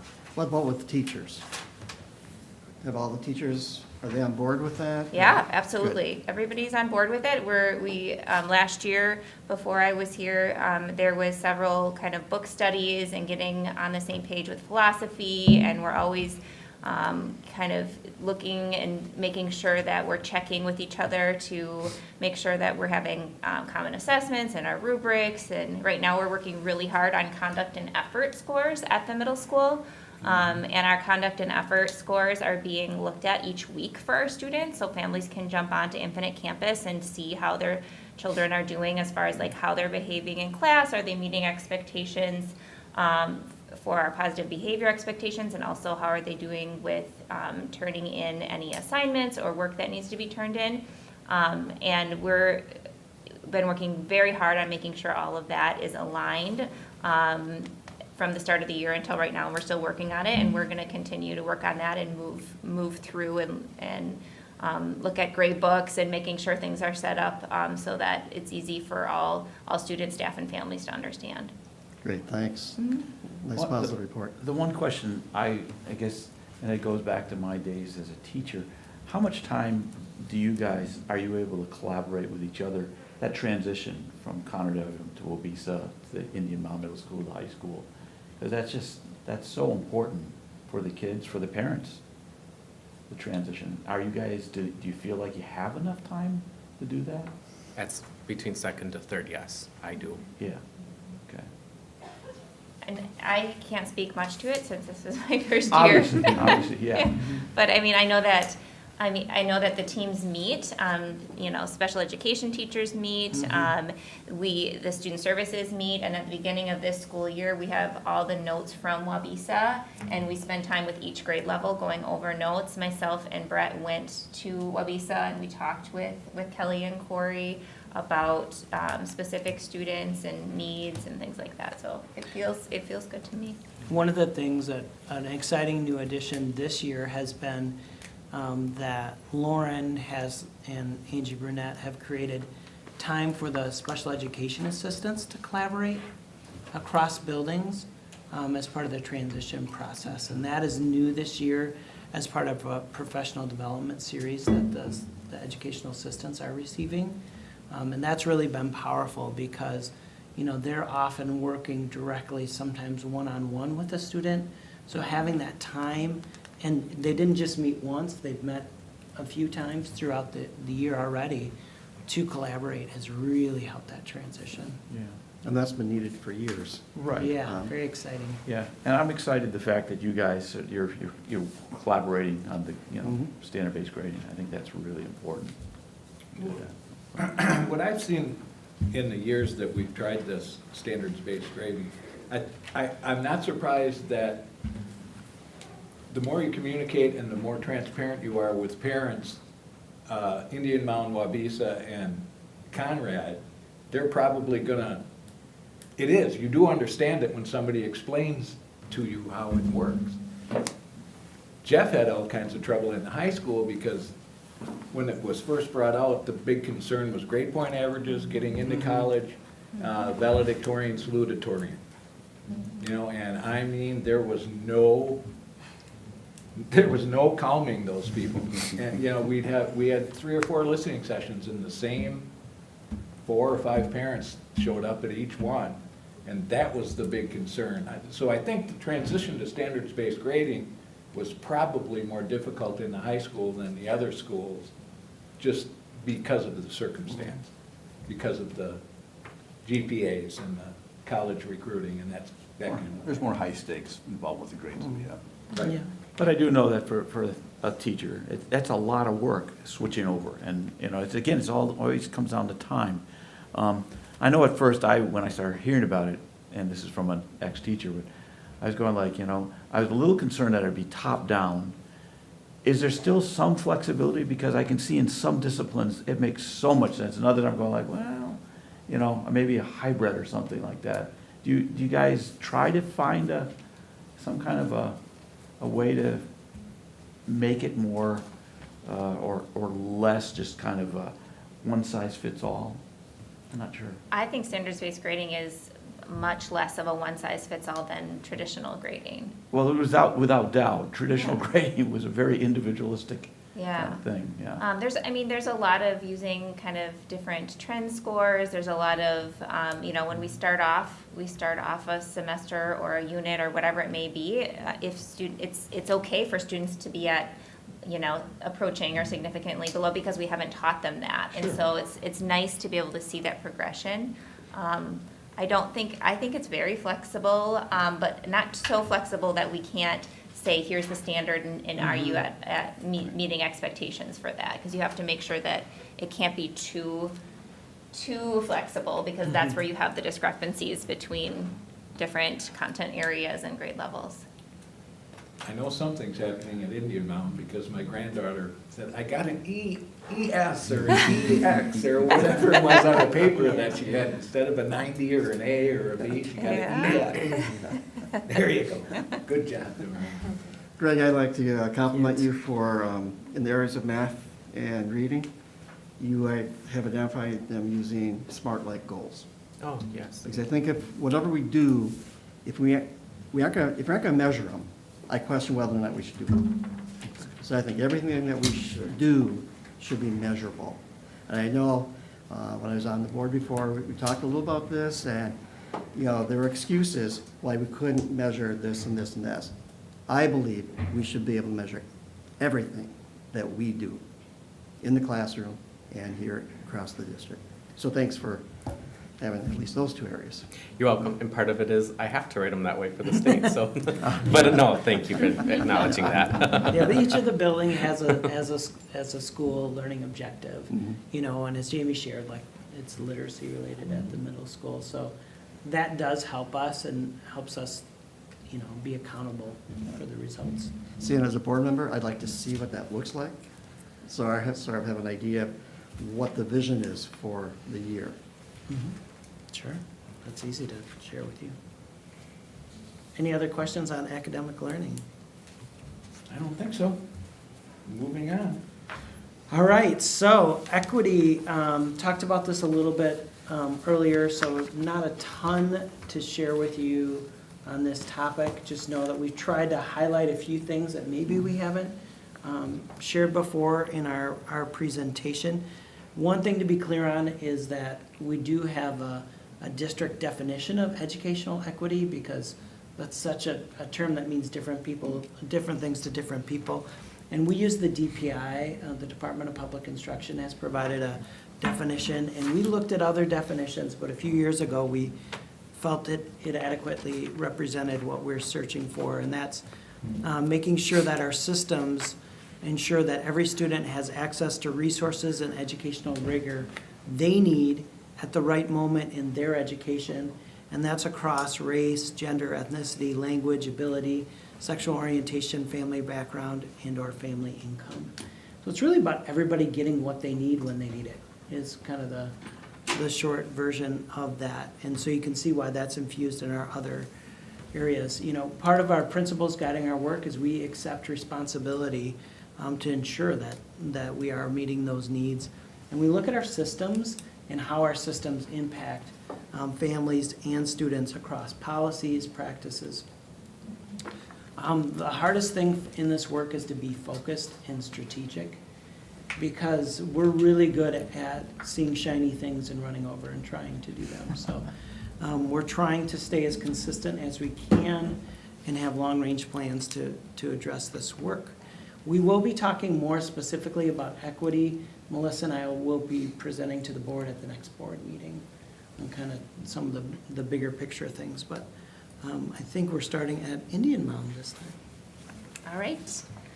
So for equity, again, equity is really at the center of all we do with our students, and it weaves in and out to all of the work in all of these areas that we're talking about. So a lot of the things that we're going to touch upon, I'm not going to go into great detail because you've heard us say them already. A couple of things that we have committed to doing at the start of every meeting and on every agenda, and also now on some of our announcements on Mondays for our students, is we are starting our meetings with the acknowledgement of the land acknowledgement for the Ho-Chunk Nation. And so we're making sure that we're really honoring the land in which our village is on, to acknowledge the Ho-Chunk Nation. Also, we have the educational equity statement or definition that Aaron referred to as a common statement that's on all of our agendas, and when we're in bigger group meetings, we are sure to read off the educational equity definition to everybody before we start, so it can ground us in our work. So we're doing hard work around the culturally and linguistically responsive teaching practices, which is that CLR that you keep hearing about. I will say a brag moment for Indian Mound is that we have the really large amount of people who wanted to be on the coaching cadre, which means that we have, all schools have a coaching cadre. We have a big chunk of people who are working with the coaches from the group that we're working with. These people are coming in and watching them teach and giving them feedback. It's very exciting. We're doing that at every school, so I'm sure everybody will say that, but my brag moment was the number of people at Indian Mound who wanted to do it to start off, and everybody's gonna get an opportunity to do that. I also talked about our specific focus to increase our student voice, especially around our students of color and underrepresented populations. And so we're doing that through some of our affinity groups, our GSA, our Natural Circles of Support, our Alliance of Allies. We have a People of Color Union. And jumping back to that idea of connection, I disaggregated some of our data around our co-curricular activities, where you heard me say before, 77% of all students were in at least one. 76% of our students of color are in at least one co-curricular. So that is super exciting that there is not a disproportionate number there, which is super cool. And you heard me talk a little bit about our school goal and using our Fast Bridge and our focus group as our students of color. There is, we really want to try to reduce that predictability of student outcomes. So our goal around the focus group students is to increase by a bigger percentage than it is for the rest of our students, so that we can start to decrease that kind of gap that's there. We also are doing very intentional meetings around, you heard me talk about how Brett and I went around and talked to each our time around high expectations.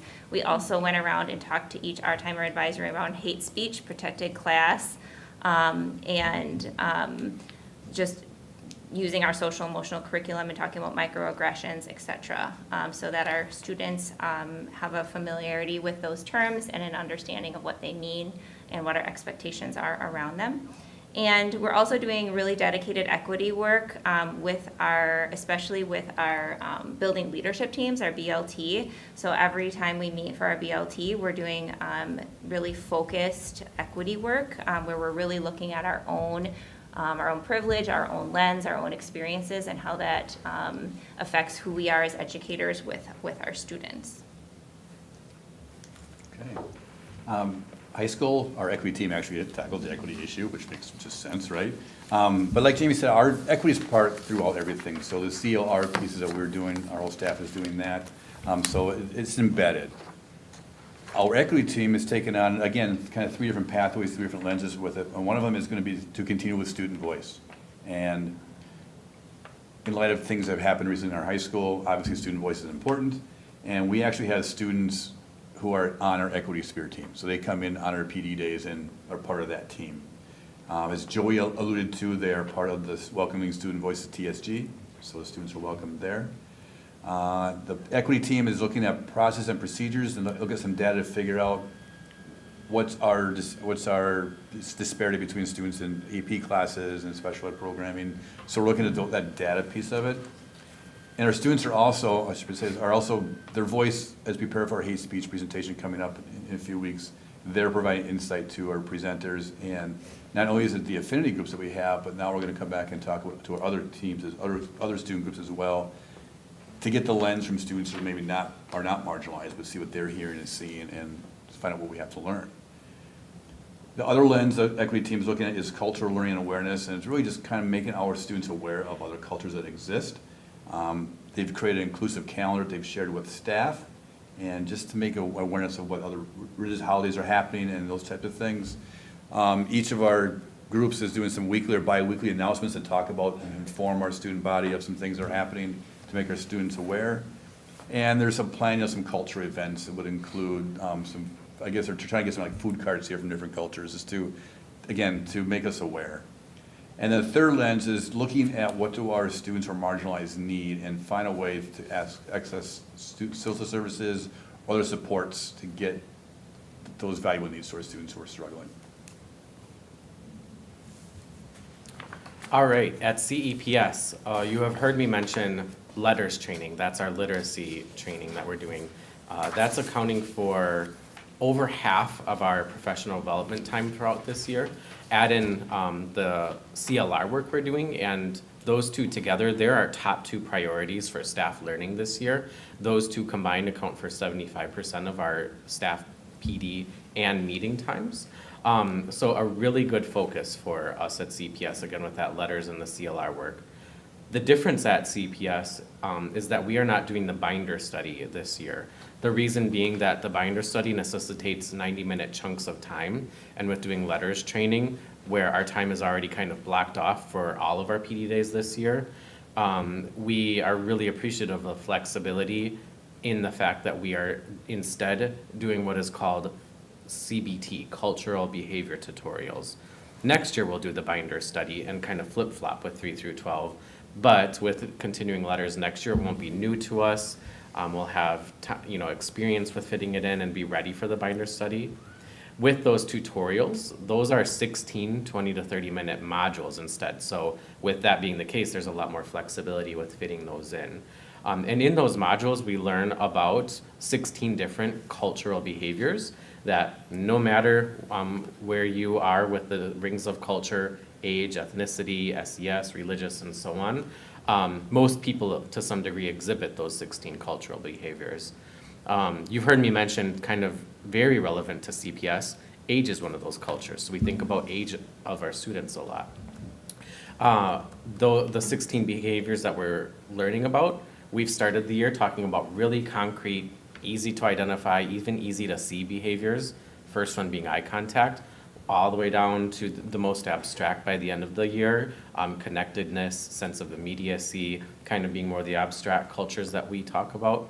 And when we learn about those behaviors and what they look like based on the different cultures that we experience, the teachers learn to reactively and proactively, which is great, VAB, or validate, affirm, build, and bridge those behaviors for students.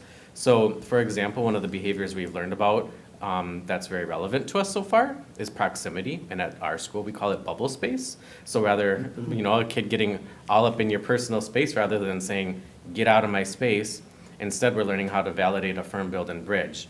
I love that you like to show that you're excited by getting close to people. Right now, can you show me what the school expectations for bubble space looks like? So just changing our mindset, taking that good teaching we're already doing with our proactive piece and being intentional in how we want to proactively VAB students. I'll share a brag moment too. When it comes to equity work, we had kind of our first official equity team meeting this month. Last month, we had a smaller group meet, but then I released the committee from our building's standing committee meeting schedule because I knew there were leaders in our building who, by being tied to other committees, couldn't be on it. So last week was the first time the full group of people interested in the work got to meet. 20 people, including 3 Natural Circles staff, are now part of our, what we're calling the Equity Action Team. And I told that group, you might be my favorite meeting that I'm gonna be part of, because this group was really excited, had good conversation. We've already started to identify that we're going to look to address the financial aspect of education for our students, making sure that we're reflecting on practices we already do, and making sure that, you know, finances aren't a burden for families and things that we already do, but then also proactively thinking, making sure that we're not presuming that finances are not a barrier for participation for some families too, and forward planning ahead. So I was really excited and gave some kudos to that group for their excitement about that work and conversation. All right, at Wabisa, we are emphasizing our PBIS and equity integration here again, as it represents the overlap of equity in all areas, not just SEL, but academic learning, operations, and management. Equity is not something that we just do, it's something we really, truly believe in. As our school participates in the CLR binder study this year, we're trying to implement these CLR strategies in staff meetings, in our PD, in our BLT meetings. We're trying to model being vulnerable. As we all make mistakes, it's all a part of learning. And we're also excited to say that we just launched our NCOS Student Focus Group last Thursday, November 3rd, and we're looking to provide some student mentorships as well for some unique cases.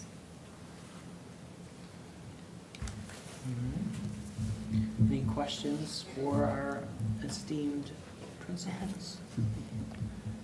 Sure. Kelly, Yes. you talked about creating a mentorship for, what kind of students did you say? What? You talked about creating a mentorship for students, Yes. but which students, what, So, I was specifically talking about our Black students. okay. But we also are starting, so that would be with NCOS, and they are gonna provide some one-on-one mentorship for some very unique cases of students that would require that kind of work. But then the mentorship program, like Greg said, we're starting back up this year. Okay, And that's for any student. great, thanks.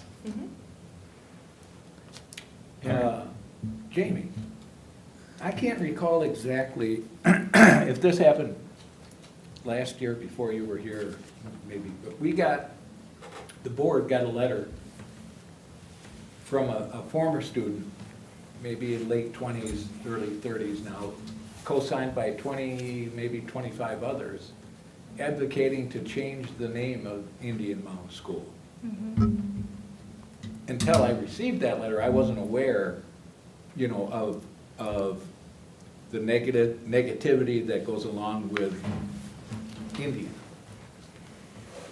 Is that, and I don't know if we ever, Aaron, maybe, I'm sure you're familiar, you know, with that. I don't think we ever really went anywhere with it, but maybe just as a learning opportunity for me here, does that hold water? I mean, is that something that maybe should be considered? Because I'm just not sure. So I will answer that. Thank So you.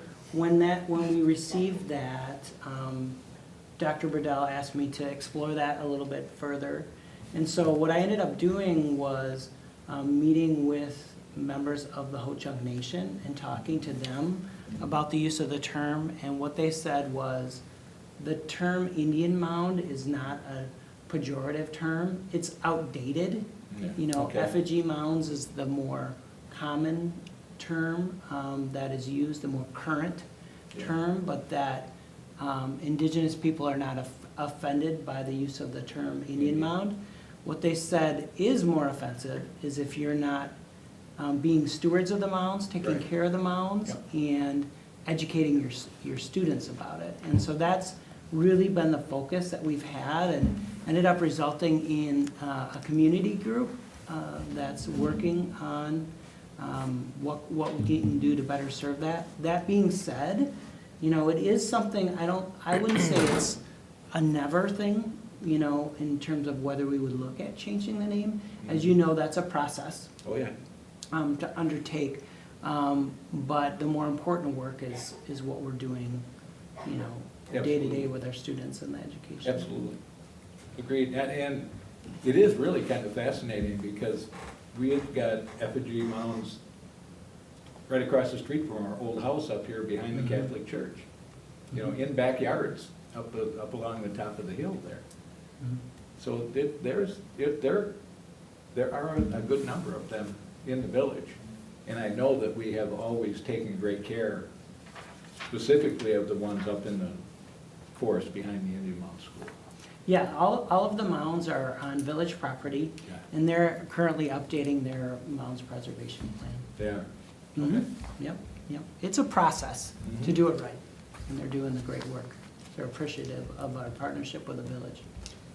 And it's outstanding to hear it in any environment when 76% of our students of color are participating in at least one of the co-curricular. That's remarkable. I kudos to you. That's fantastic. Now, if we can build it up to 90%, Yeah. that would be even better. Aaron, this is for you. Yeah, Is it possible to get a poster or have something painted on these walls that define educational equity? sure. Since that's a major initiative in the district, I, as a board member, Yeah. come here once in a Some while sort of a visual. to have that visual, Yeah, that's a great idea. along with maybe some other things that would Yep. be appropriate for the walls. Yeah, one of the things that Wabisa's taken the lead on, if you've seen, well, I know you have seen, you know how they have their posters with an equitable learning environments. Have you seen that? Mhm. It's from DPI that Yep. they've done? They've really taken leadership on that, so that might be another visual to have here.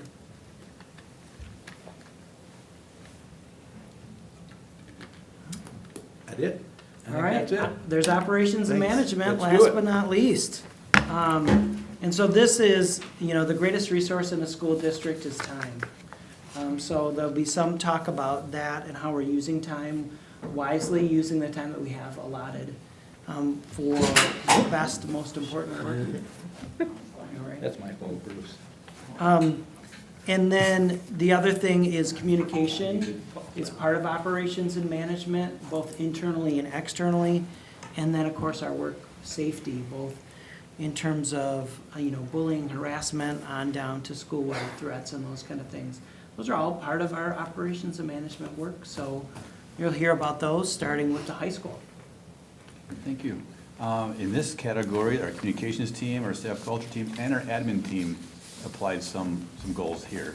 As far as the admin team, we looked at the building needs, and we are currently reviewing areas where needs were not met by the recent referendum. And so we're talking with people who still need some support, need some new facility updates. We continue to look at purchasing new class furniture and look at the atrium furniture. I don't know if you get a chance to go to the second floor, to the atrium. We have some really nice collaborative furniture. It's moved out to the third floor probably next year. And then we continue to request for additional interior and exterior cameras so we can really see what's going on around our building for safety purposes. The communications group is really looking at how do we share our story, first of all, get out to the public, but really how do we communicate amongst each others? For example, how do we find more effective ways to communicate with our students? As the adults in the building, we like to use email, and we've learned that our students do not use email. So how do we communicate with them on a more regular basis? What's the community need to hear from us? How do we do that in a more effective manner? And then really how we communicate across staff to staff to make sure that we are aware of what each other is doing and can celebrate our successes. And I think the big one for us is a staff culture committee, our team. I'm very impressed by the work they've done. They walked in the first meeting, they started talking about doing some staff bonding activities and some lunches and stuff we could do. And they called the question because they said we can talk about all these things, but nothing's gonna get done until we really answer the real question, what's between us and how to get along with each other. And they called each other out and started having some real serious conversations about going through the struggles that we had during COVID. That there was some animosity amongst our staff, and there's people in that room who didn't talk to each other for 2 years and now are working together. And the story I'll share with you when things happened in September, the concern of our staff was, is this going to divide us again? And the people in that room said, we have each other right now. And so it was really pretty awesome to see that happening. They identified a method to have a critical conversation. They called the air it out process. So when staff have an issue with each other, they can request an air it out, and a member of that committee will sit down and facilitate a conversation with them. So they're taking staff morale and staff culture very seriously and tackling it head on, and it's really appreciated. All right, at CEPS, when it comes to operation and management, one thing that we're excited about is actually in several weeks, on November 19th, we're inviting the community into our school on Saturday at 1 o'clock to officially reveal what we are calling our commemorative wall. And that commemorative wall features a mural painted by local artists, former educators, a current student even. It also feels present and historical photos, all of that to commemorate over 100 years of a school being on that site. 2018 marked that 100-year mark for us. And that was funded completely by Cole funds from Heidi Wisniewski, who received the Cole Fellowship last year. So we really appreciate her using the funds for that, and Jenny Jefferson also worked with Heidi to kind of lead that work. I have mentioned this already. It's kind of, I think, going to become maybe a project for me. Maybe a baby I get really excited about working on is this volunteers concept. Volunteers and visitors, of course, are allowed back in our building. We don't have restrictions on that anymore. I think we could do a lot more when it comes to using volunteers in a very robust way to impact students. Tom, I even am reflecting on your comment of how, we're not hiring more people, but there's things we can do to impact students more immediately. And I've been thinking about this a lot, brought it up with our building leadership team, and Brooke Hauser, the associate principal, and I are thinking we'd like to kind of pursue this. For example, if, for those kids who are in the gray area, could we bring a volunteer into the classroom during the intervention time, and the teacher then can focus more on kind of the intensive needs that are kind of below that cutoff of getting, the tier 3 pull-out support from an interventionist. I think there's work we can do with that. Again, not saying, sure, you can invite volunteers into the classroom, but is there a way to, recruit, solicit, train, and kind of manage the process so it's meaningful and impactful on kids? And then when I think of operations and management, I also think of climate and culture of our staff too. And over the summer, as in all previous summers, our building leadership team looks at the results of our annual spring staff climate and culture survey results. And this year, we identified as a leadership team that it would do us well as a school to step outside of our comfort zone, that being our own role, and start to realize, all of the different hats that all of the different people in our school wear. And so we created this what sounds like a small goal, but we're thinking if collectively we as a school work on this kind of individually small goal, that'll make big gains towards acknowledging and appreciating all of the different roles of staff in our school. That goal is that by the end of this school year, we'd like 80% of our staff at CPS to be able to self-report that they spent 15 minutes, 2 times, visiting somebody outside of their role, either in action working with students, or if not working with students, just to ask them about what they do on a typical day, or even if they don't have a typical day, what they do, which we find more often than not for many people. And so we think that'll collectively help us, continue to make the great progress we have made when it comes to staff climate and culture. All right, at Wabisa, we're really trying hard to be conscientious about providing intentional time for staff for the required tasks and strategic focus areas that we've all been talking about tonight. And if we're saying that it's really important, we want to support that and give people, our staff, the resource of time to match that priority. For example, like our PLC time, we're giving them time within our PD day, time to do the data protocol for setting goals for students, and then also for the educator effectiveness. We're also excited that we had teacher leader teams like lead the PLC groups with the data protocol that we're using as a district. That was a first, and we're super proud of their work. And our standard response protocol, we rolled that out in August for all staff and then all students in September, and we are refining our processes and protocols for the lockdown procedures, and that's across all buildings. All right, and finally at Indian Mound, you know, we've been talking about this all night, but the pandemic has taught us a lot, and one of the biggest things I think is our intentional focus on being together and supporting one another, and really reinforcing who we are as educators, our core values, taking care of ourselves, making sure family is first, and Indian Mound does a really great job of those things. The staff is the climate and culture of the staff at Indian Mound is some of the best that I've ever seen in my career. And you know, everything from every single Wednesday in the whole entire school year, there's a treat day. Like they rotate the whole year, every Wednesday. Maybe that doesn't seem like a big deal, but that's a huge deal. And everybody goes into the lounge, and everybody eats the food and talks and hangs out, and it's a really big thing. But we're talking a lot of talk about getting back to how we were before COVID. That's happening a lot with staff and really feeling like a family again. We're really focusing on that continuous improvement and growth mindset of, you know what, we're going to try something, we're going to be intentional, we're going to use data to make a decision, and we're going to track it and monitor it, and if that doesn't work, then that's okay. We are going to try something else, and we're going to keep that growth mindset moving and not be discouraged, and keeping our students at the center and taking care of each other and having each other's backs.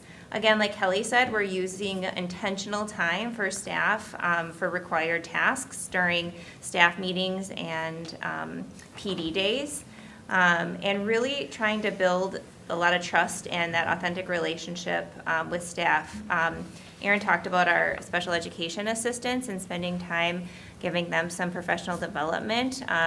We're working really hard to make sure that our special education assistants and other support staff are feeling, you know, honored and valued as a part of our school staff, because sometimes, you know, people that aren't on, you know, the teacher salary schedule or, you know, have, you know, there's a status that goes along with it, and we want to make sure that everybody in our building, every staff member understands that their role is important and we can't do our work without them. So we're really, really focusing on making sure that that status is everybody is important and not nobody is more important than somebody else.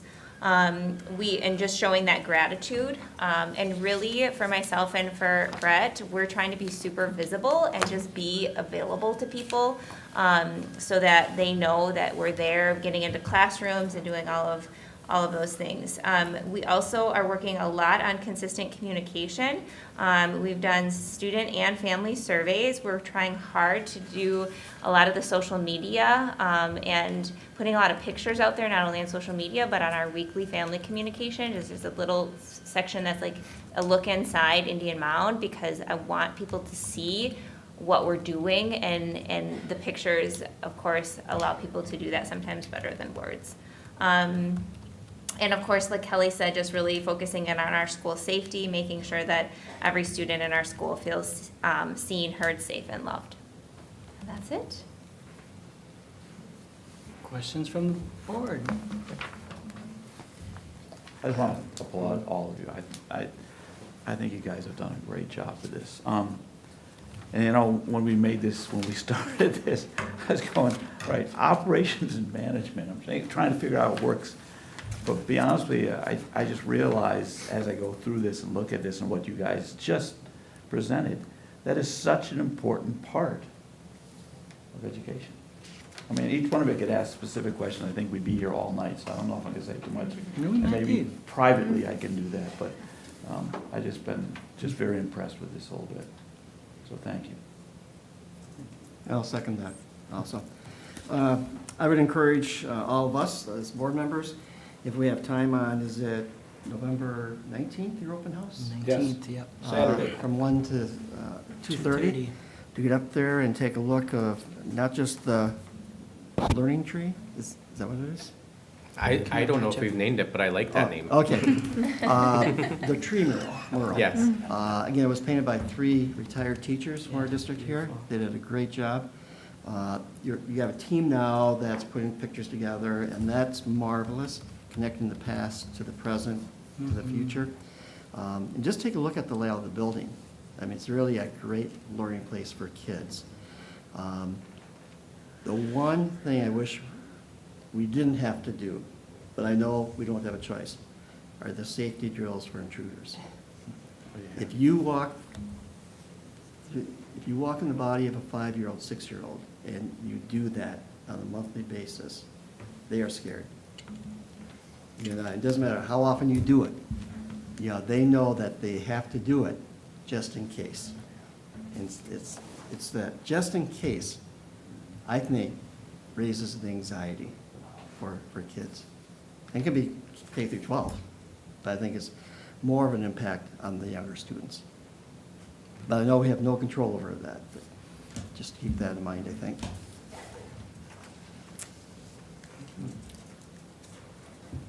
Other thoughts? I think, just like to thank you guys for coming and hanging out late with us tonight and for all the work you're doing. I mean, we're all aware of how much extra work these sorts of things are. Necessary evils, I guess, but just know that you're all appreciated, and please pass that along to your teachers as well. I don't think anybody gets told that enough, but you certainly are. Thank you. And I think that's why it's important to hear directly from teachers also. So we can share with them our gratitude and appreciation, because they are the ones closest to the kids. Thank you. Thanks. Thank you, thank you. Appreciate it. Thank you, everybody.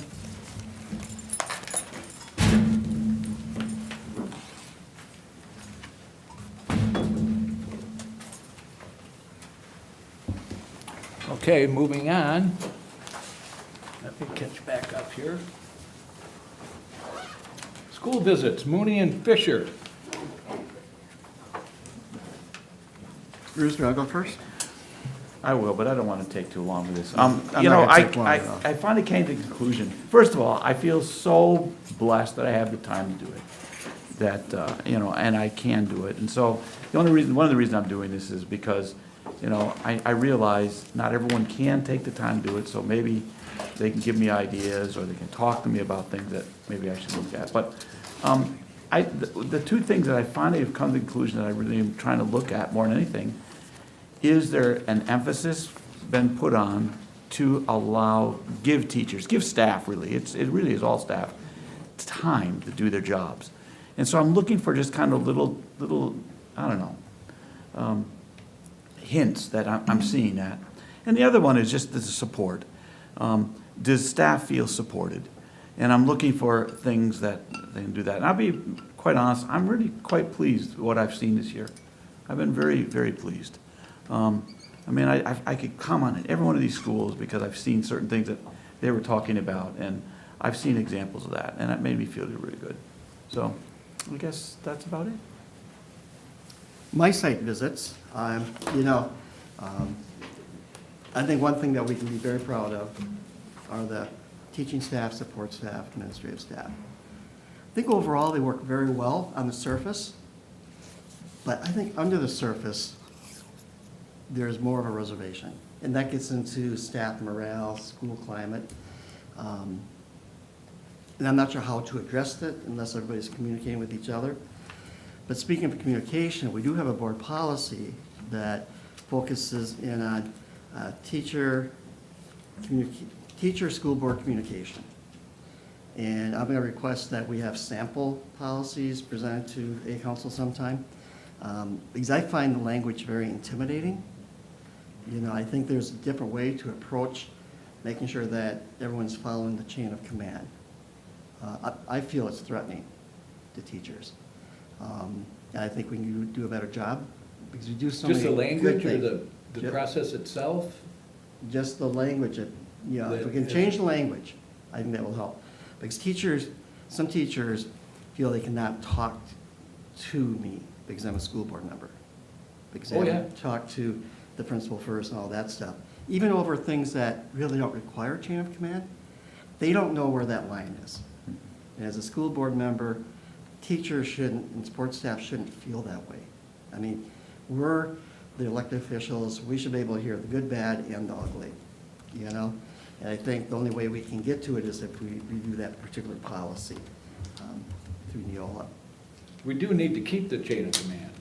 I'm not arguing with Yeah. that, but I think the way it's written, it's very threatening. There can be a disadvantage to being familiar around this town, Mhm. you know, forever and ever. People get comfortable and I don't mind, you know, the occasional Sure.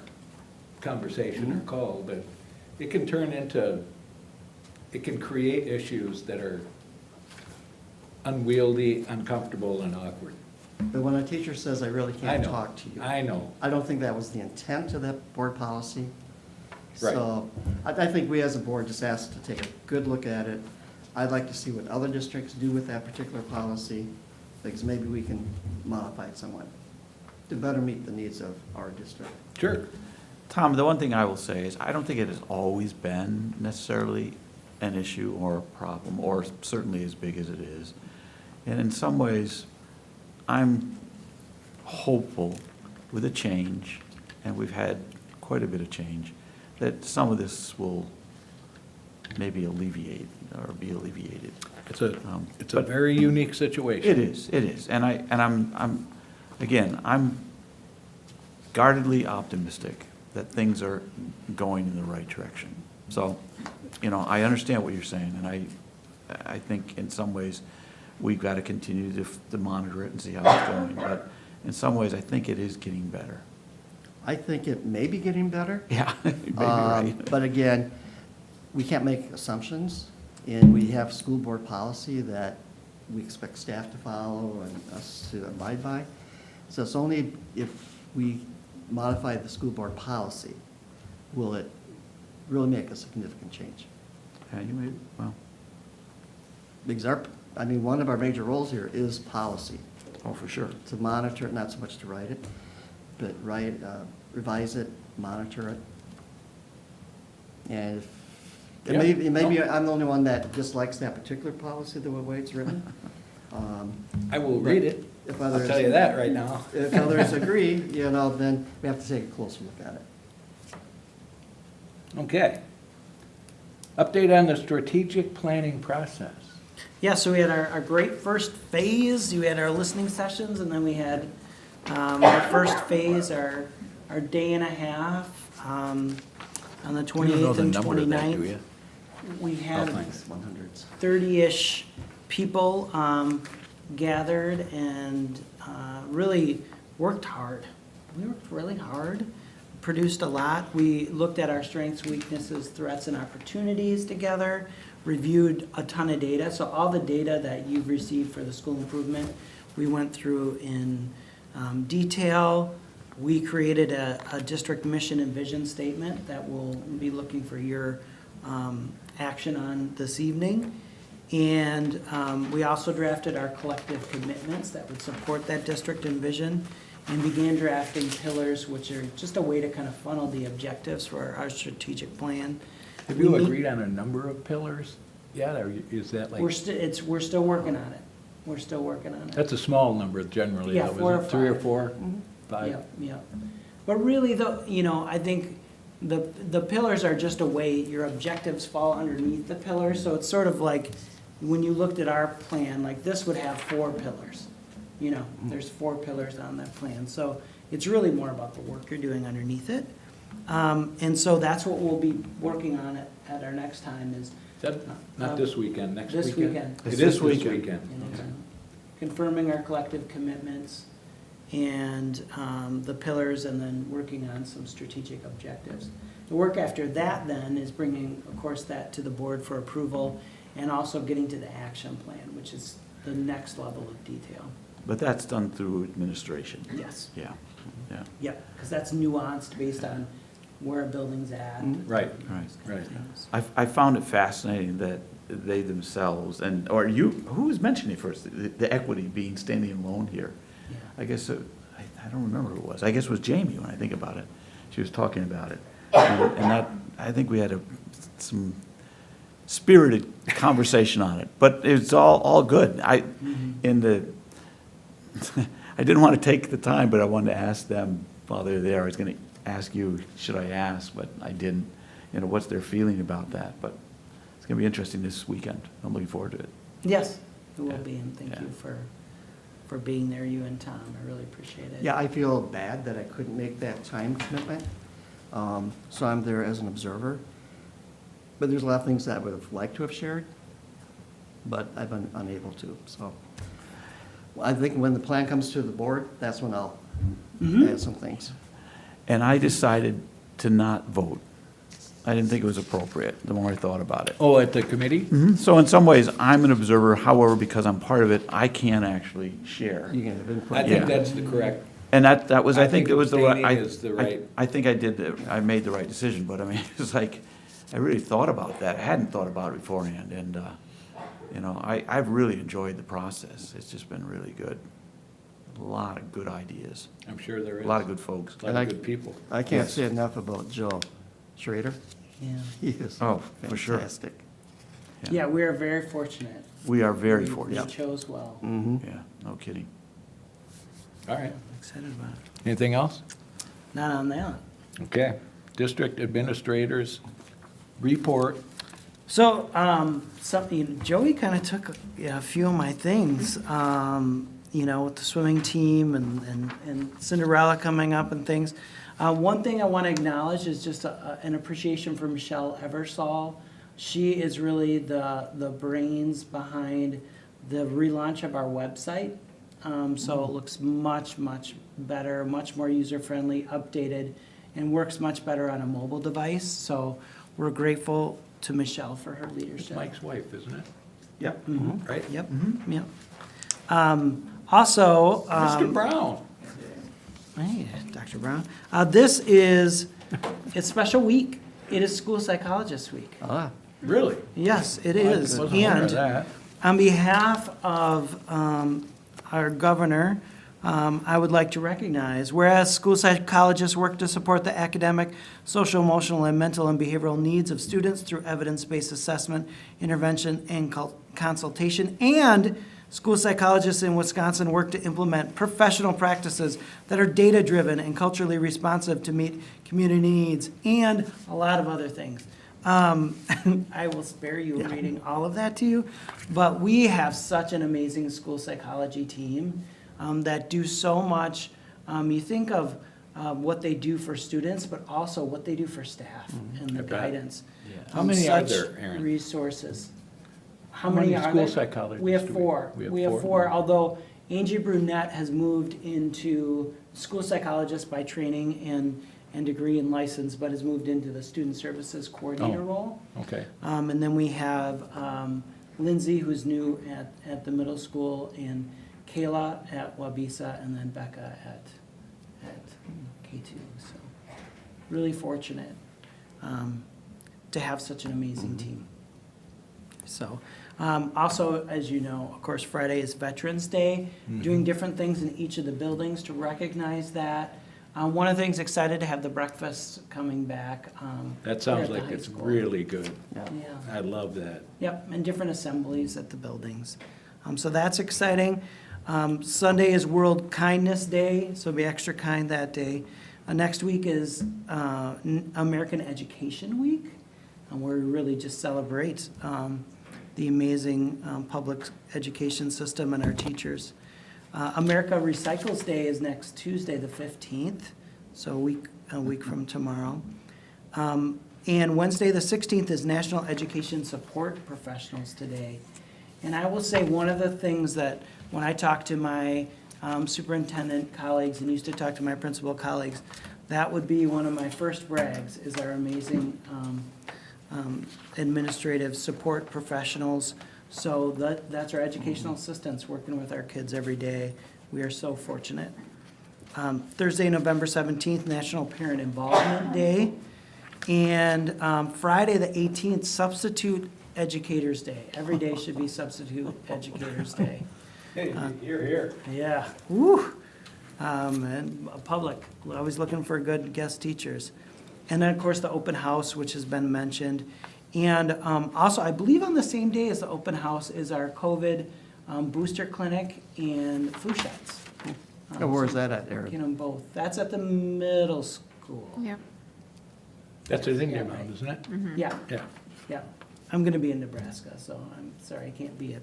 Oh, that's too bad. I think that's a great, I think Lauren and crew have done just a Yes. fabulous job throughout, you know, all of the clinics that we've had. That's remarkable. It's too bad it can't be at SEPS, since that building's gonna be open anyway. Oh, It would draw yeah. more people into that open house. Yeah, that's an interesting Huh. idea. And they're not far. didn't think they're about not that. far. Get your shot and go check out the one. It doesn't work that easy. There's cookies over there at the other school. And then we have Professional Development Day on Friday, and let's see, well, that's about it. And know that one of the things we added to the calendar last year is continuing this year is having that Wednesday off before Thanksgiving. So Yeah. that's been something that teachers really appreciate, so that's coming up. We're doing that again, right? Yeah. Yeah. Well, this year. We will have a calendar coming forward to you soon. I understand. For next year, but I think that one will likely stick, but we are asking staff, you know, for their priorities on the calendar. So a survey will go out tomorrow. When the surveys return, Aaron, do you ever provide feedback to all the staff as far as which building is recommending which calendar, which days off? Because I think there is a differentiation between elementary staff and secondary staff. I agree with as you. far as preferences of calendar in general.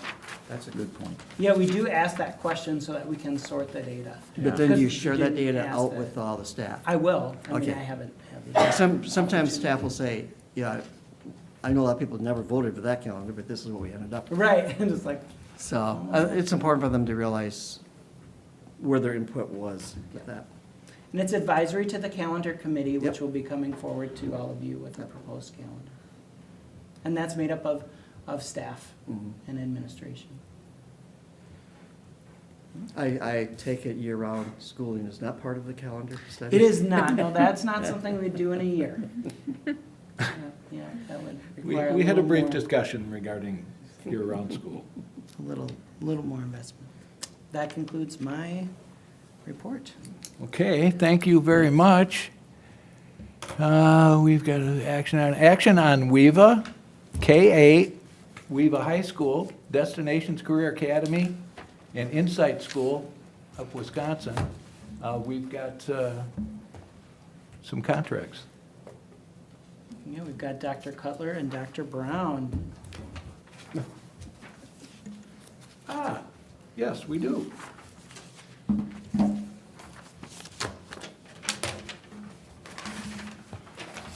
Okay, I'm sorry.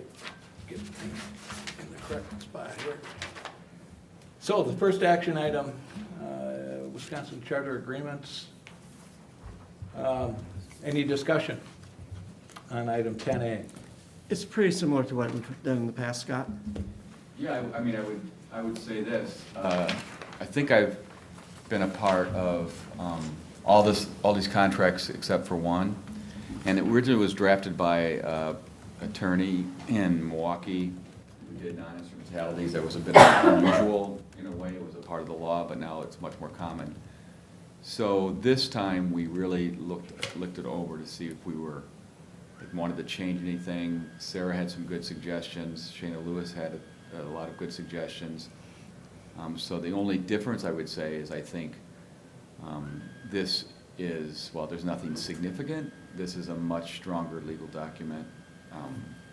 And it's going to be much easier to follow all the things that we say we're going to do in it. I think that's a good part of it. A lot of work by Sarah went into this for sure, and as well Shayna and Laura at Shayna's office. And then there's three entities that sort of have an interest in this. Obviously, the board, Four Lakes, that runs these three charters, for charters, and then the educational provider of services, which is Stride, has an interest to know that they can perform this as well. So everyone's on the same page after quite a bit of work, but it's ready to go, so.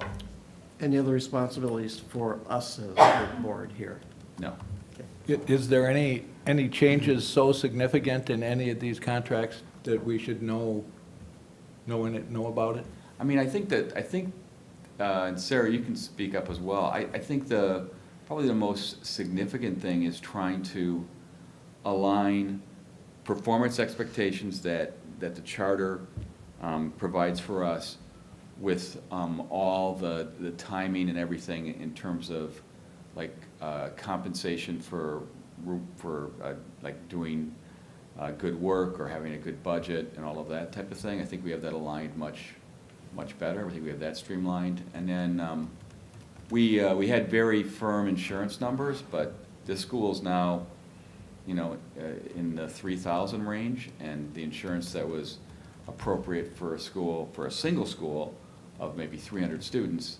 So we worked with Jeff and with the insurance provider to make the language sort of always fit the growth, putting more parameters on what the overall insurance had to be, and then making sure that it would be approved by Jeff each year. So those are two pretty significant changes. Sarah, you have to say something, just because I know you got it. I don't know. I know. Well, I would say that the review that Scott did and that you approved in May had a significant say in how we approach the changes in the contracts. So what you looked at in the spring influenced how we changed some pieces. But I also, as I've been sitting in the meeting and listening this evening, I'm excited to better align some of our performance standards to the work that's being done in the McFarland district. For example, standards-based report cards, and I'm looking at ensuring that we are truly measuring not just with the state report card, but actually measuring more locally, so we can show that students are growing, because that's what we're about. We're making sure that students make growth, because many students, as you know, come to us as a form of intervention. So we want to make sure students are growing with us and are better off because they came to us. So those pieces are in there. The appendix also lays out staff.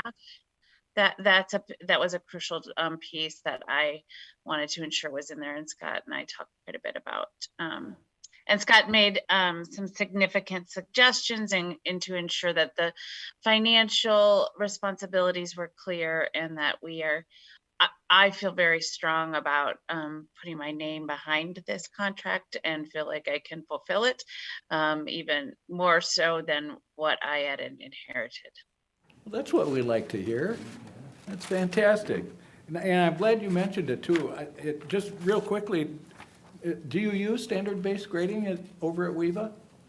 We do. The middle school is really doing some phenomenal work in that area, and it really made me want to reach out to Jamie, actually, to think about, as I've talked last time I was with you all, how can we better share those resources? And as you said earlier, Craig, the high school is the most difficult place to shift, right?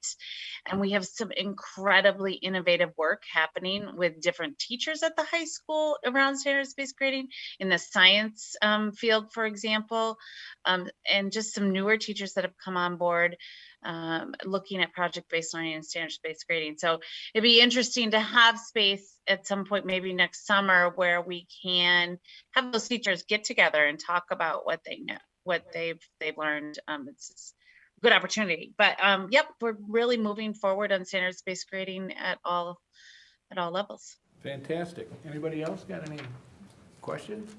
I just have one quick thing to add. Just so you know, there's sort of three legs of the stool that we're working on over the next few, this year and next year. And the first was the review. The second was to get the contracts set up both between Four Lakes and their provider, as well as between you and Four Lakes. And the last one will be to try to prepare a comprehensive document of what the contracts expect to have done, so that can be something that Aaron has on his desk and that Sarah has on her desk, and we will hit all the marks in the contracts. And I think that's really important. It's one thing to have a contract that says you do a lot of things. It's another to make sure that you actually hit all of them. Certainly COVID affected that in the last few years, but now it's time to get that back on track. So that will be something that you might see indirectly through Aaron when we share it with him. So, but that's something we're working on now.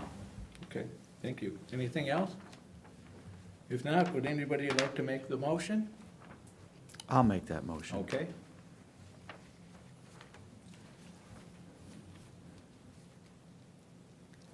I'll second. Okay. Any other discussion? Should we read what the motion is? Yeah. Oh, yeah. We should. I'll go ahead and read it. Okay. I move to approve the attached Wisconsin Virtual Academy High School, Wisconsin Virtual Academy K-8 School, Insight School of Wisconsin High School, Wisconsin Destinations Career Academy Charter Agreements as proposed. That is the motion, Bruce and Kate. Yes. Any other discussion? Hearing none, all those in favor, please signify by saying aye. Aye. Opposed? Motion carries 4-0. Action on McFarland High School early graduation requests. I think there was Thank you, 3. Dr. Cutler. Thank you. Thank you very much, Dr. Cutler. It could have been a pack game night. I mean, Well, We'd have gotten done we could have earlier. been undefeated at this point. coulda, woulda, shoulda. Coulda. There's been nights like that, so. Thank you, Dr. Brown. Thank you for sticking around. Okay, any discussion? So do you have any questions on the mission and, On the early graduation request? or early graduation? Yeah. Yeah. Any questions on The that? 3 letters were, I think it's pretty straightforward Yeah. stuff. I was very impressed. Somebody want to go ahead and make that motion now? I move to approve the attached MHS early graduation requests as recommended by administration. Thank you, Kate. I'll second. Tom, any other discussion? Hearing none, all those in favor, please signify by saying aye. Aye. Opposed? Motion carries 4-0. Action on adoption of School District of McFarland mission and vision. So this is the culmination of our first day and a half of work with the Strategic Planning Committee. Went through a process to create both of these. Words are chosen very carefully, as 2 of our members who were there were able to observe.